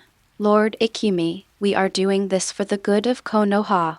You see, Konoha's economy is saturated recently, and we really don't have any extra money to develop," an elderly ninja clan leader advised earnestly. "I hope to persuade Izawa Ikumi to give in by using reason and emotion. After all, she has the final say in the Ministry of Commerce now. The ninja clans have a say in many places in Konoha, but the Ministry of Commerce is an exception. It was not just because of the presence of Kid Hoshino that intimidated them, but also because of Izawa Ikumi's personal strength. She refused to give in, and even the top management did not look at her favorably. Izawa Ikumi sat in her seat, turning a deaf ear, as if she didn't hear anything and concentrating on her own things. Seeing that she was unmoved, another clan leader sneered and said, "Why are you pretending? If you didn't have a relationship with the first-generation disciples, you would still want to stop us from doing things. Dream on. It's over, it's over." Someone shook his head pretentiously, but the mockery in his eyes was evident. They are just the patriarchs of a small family, so their status is naturally not as high as that of the head of a department, but it is nice to enjoy the shade under a big tree. With the support of Hyuga and the Bull's power, many people dare not speak out, but they are smart enough to know when to stop and they can judge the scale well. "Ikumi, I'm a few years older than you. I have been through all these years in Konoha and have experience. You are still young and may not be able to see the situation clearly. We are all doing this for the good of Konoha." Some of them had a black face and some had a red face, and they cooperated very skillfully. "Are you done?" Izawa Ikumi raised her head and said calmly. Several people were stunned and an ominous feeling suddenly arose. "Hee hee." The next moment, Izawa Ikumi stood up and sneered. Her eyes were sharp, and a murderous intent spread out. She had participated in the First Ninja World War and killed quite a few enemies. The people in front of him were all old, their energy and blood were declining, and they had lost their spirit, so they naturally felt fearful. What are you going to do? This is Konoha. Do you want to fight?" The leader shouted, trying to use his strength to intimidate others. Izawa Ikumi sneered and approached them step by step. Her momentum gradually increased, giving people a feeling of a mountain approaching. "Take action? I'm afraid you'll dirty my hands." A bunch of old guys who are just sitting in their positions doing nothing. Izawa Ikumi was cursing the people in front of her and the people behind them. Suddenly, several people showed anger on their faces turned red and their bodies trembled as if they were about to pass out.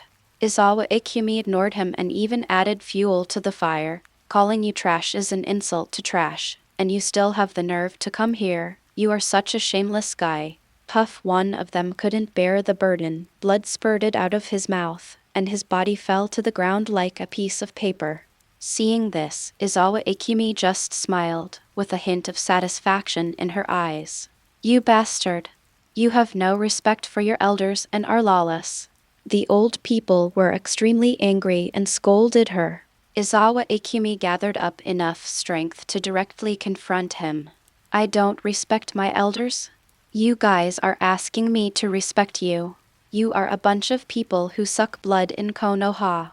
You are so shameless to bark here. I'm going to say this today.